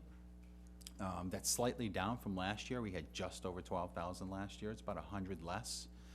And for 2018, there were 16 communities out of 351 in the Commonwealth that voted a residential exemption, and these are the different percentages. I think the newest one was Wellfleet, fiscal year 2018. They joined the group at 20%. Barnstable's been at 20% for about 12 years now. Here's how the residential exemption impacts the tax levy and the valuation. We take the total residential value of $12.5 billion divided by the total residential parcels of 25,563, and that gives us an average residential value of $491,000. You can adopt anywhere from 0 to 35% for a residential exemption. We've been at 20% for several years. So here's an example of 3 different residential exemption levels. Looking at the 20%, that would equate to an exempt value of $98,270 for every qualifying homeowner. So their tax bill would be calculated after we reduce their assessed valuation by that amount. We have to remove the total of that value for 11,960 properties from that residential value before we calculate the tax rate, if that is adopted again. So what that does is it drops the residential value that goes into the calculation of the tax levy from $12,560,000 to $11,385,000, and you divide that number into the residential levy, which is the residential class has to pay $108 million of that levy, or 88% of it. And that increases the residential tax rate from $861 to $950. Here's the impact on a tax bill for the residential tax bill. The median property value this year is $351,800. At a 20% exemption, the tax bill would be assessed on $253,000 of value as opposed to $351,000. At a tax rate of $9.50, that would give that person or that property owner a tax bill of $2,408, or about $617 less than if we had no exemption. And if you went as high as 35%, it would be $1,175 less, or as low as 10%, it would be $295 less. This is an example of the various increments of assessed valuation of what the savings would look like on a qualifying property. You'll notice if no exemption is adopted and a qualifying property represented by the gold bars and the blue bars, the tax benefit is greatest at the lower property values. That diminishes as the property value increases, till you get to a break-even point, and that break-even point is $1,047,905. You'll notice at that point, the tax bill on that property is the same amount of money, $9,022. So there's no benefit to a homeowner, a primary homeowner, at that assessed valuation or greater. The benefit under this exemption goes to all property owners that are principal domicile here in Barnstable, that is at that assessed value or less. So moving into the option 2, the split tax rate. Here's an example of increments. You can adopt a shift from at 1.01 to up to 1.5, shifting the tax levy to the commercial and industrial and personal property classes from the residential class. This is what the impact on the tax rates would look like if you did so at 5% increments. You can see when you get to a shift of 1.5, which is the maximum allowed, the residential rate would drop from $950 to $886, and the CIP rate would increase from $861 to $1292.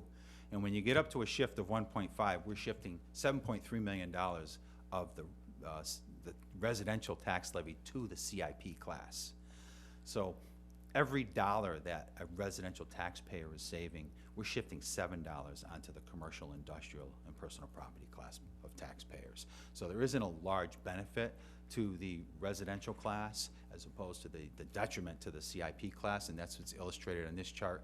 You see the line for the residential tax bill just declines gradually, where the line represented for the CIP tax bill, represented by the gold-colored line, goes up dramatically. And that's because every dollar saved by a residential taxpayer, CIP taxpayer pays $7 more. And that's because 88% of our property value is comprised of residential properties and only 12% of CIP properties. Very similar to what you've seen in the past. Again, just the numbers have changed a little bit. In the past, we've adopted a 20% residential exemption with no shift, and the items before you are written in a similar manner, which you can amend however you deem fit or adopt as proposed. And again, Director of Assessing, Mr. O'Neill, is here with me tonight and can answer any questions you might have in regards to this material. Thank you. Thank you, Mark. Any councilors have any questions? No? All right. Okay. Thank you for the information, and then we'll kind of get a brief overview in a few weeks when we take this up in a public Okay. hearing. And we'll make ourselves available. If anybody has any questions between now and December 6th, we'll be happy to answer them for you. Great. Thank you so much. That does end the orders of the day, but we need to kind of see what the planning board's at. So before we adjourn, I'm actually going to just recess for a few minutes and see where we're at, and then we'll act accordingly. Don't go too far.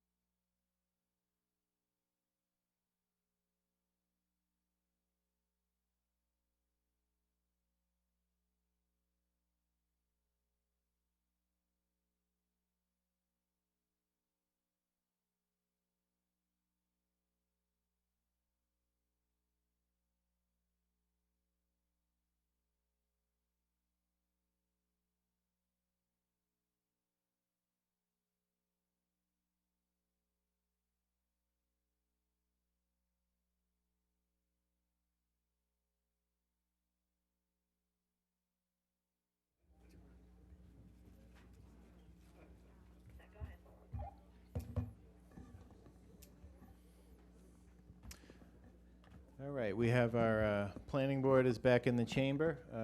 Madam Clerk, please note that Vice President Crocker is off the dais. Madam Chair, let Great, us know what your thank you. wishes are. Thank you, Council President. The planning board would like to, after several items of discussion, would like to continue the public hearing and continue this discussion to the to your joint meeting, and have a joint meeting on December 6th, which is, I believe, your next town council meeting.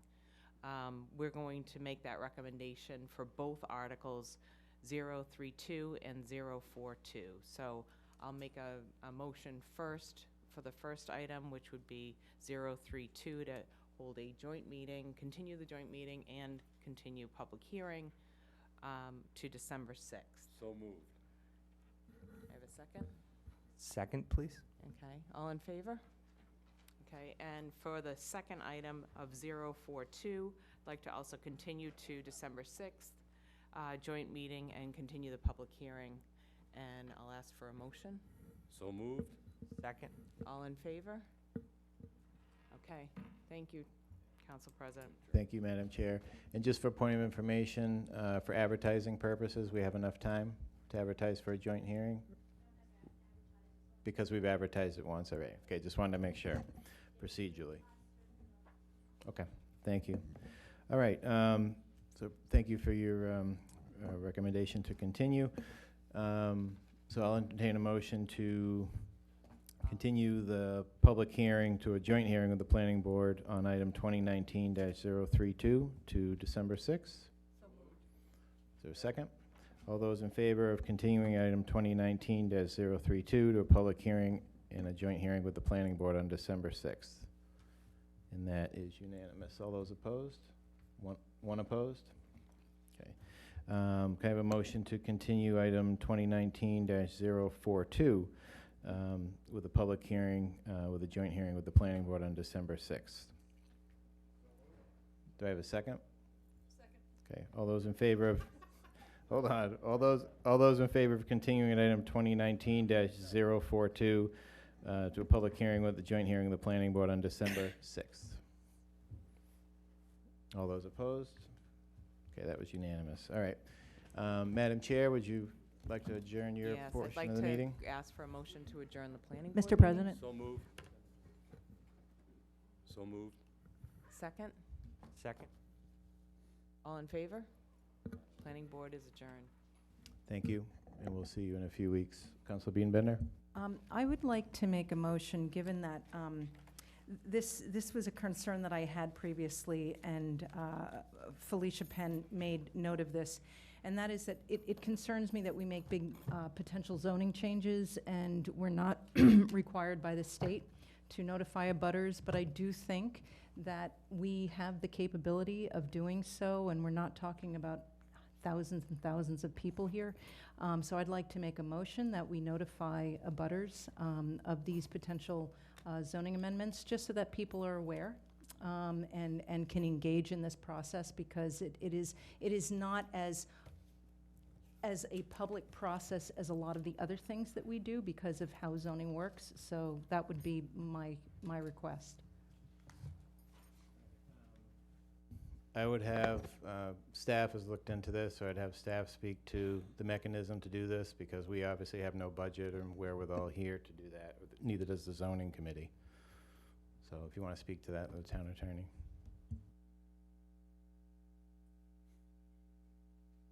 It's cold. Do that to keep me up. Good evening. For the record, Ruth Weil, town attorney. It's a pleasure to see everybody. There was a fairly lengthy discussion on this issue with the planning board, and Elizabeth Jenkins, as always, was very eloquent, and she made the point that other communities do this, but once we start it, we can't just pick and choose. So if we initiate this process, it has to be, you know, across the board, and there might be some provisos. For example, if there was a town-wide rezoning, I mean, that could be, I can't think of anything offhand. It could be onerous. So we can maybe start it as a pilot, try to see what the parameters are. But the danger I was concerned about, this is something we do not have to do. We don't want to be used against us in the future if we misstep and we don't notify somebody. So we have to craft whatever the policy is in such a way that it's voluntary. We want to, enhance transparency, but the legal notice is in the paper, and people, are on notice that that's the place they need to look for this. So, again, communities do it. We all want our citizens to, get the best notice of what we do, but I see some potential pitfalls we just have to address. So your legal recommendation, because of the pitfalls and how this could be weaponized and come back on us, that this would be a much more lengthy discussion to get into language and how this might actually roll out, and not to just kind of do it on a whim for one item. Well, you said it more eloquently than I did. What I was suggesting is I see no harm in initiating in this process and then working on a policy that could address the concern, the potential concerns that we might have. So I'm not recommending against providing a butter notification in this case. But it could lead to problems down the road. Once we start, we have to do it for everything. Well, I think that would make sense, but we can craft a policy that addresses potential concerns. But if you do it once before crafting a policy, then you're locked in? Not necessarily. But I think I would, in fairness, because you're going to have, I think we would try to be fair to all our citizens. So in fairness, I think once we launch it for this instance, we should at least evaluate doing it going forward for the subsequent zoning amendments. I mean, and a butter notification is, I don't know, in this case, it's not that onerous. I guess if there was a case down the line where it proved to be just financially overwhelming, we could reconsider it. Right. Thank you. Do you want to consider with the motion, with the risk attached to it? No, do you want to continue with your motion with the risk attached to it? Okay. I'll second that. All right, we have a second. All those in favor of, in this one instance, doing a butter notices, which is not required? All those opposed?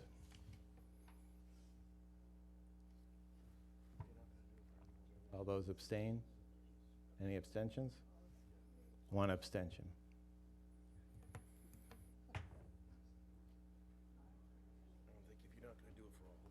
Okay. So we'll have to make arrangements to do butter notices and see if we can do that. It's going to be difficult with a time crunch. All right, that ends the orders of the day. Do we have a motion to adjourn? All those in favor? And that is unanimous.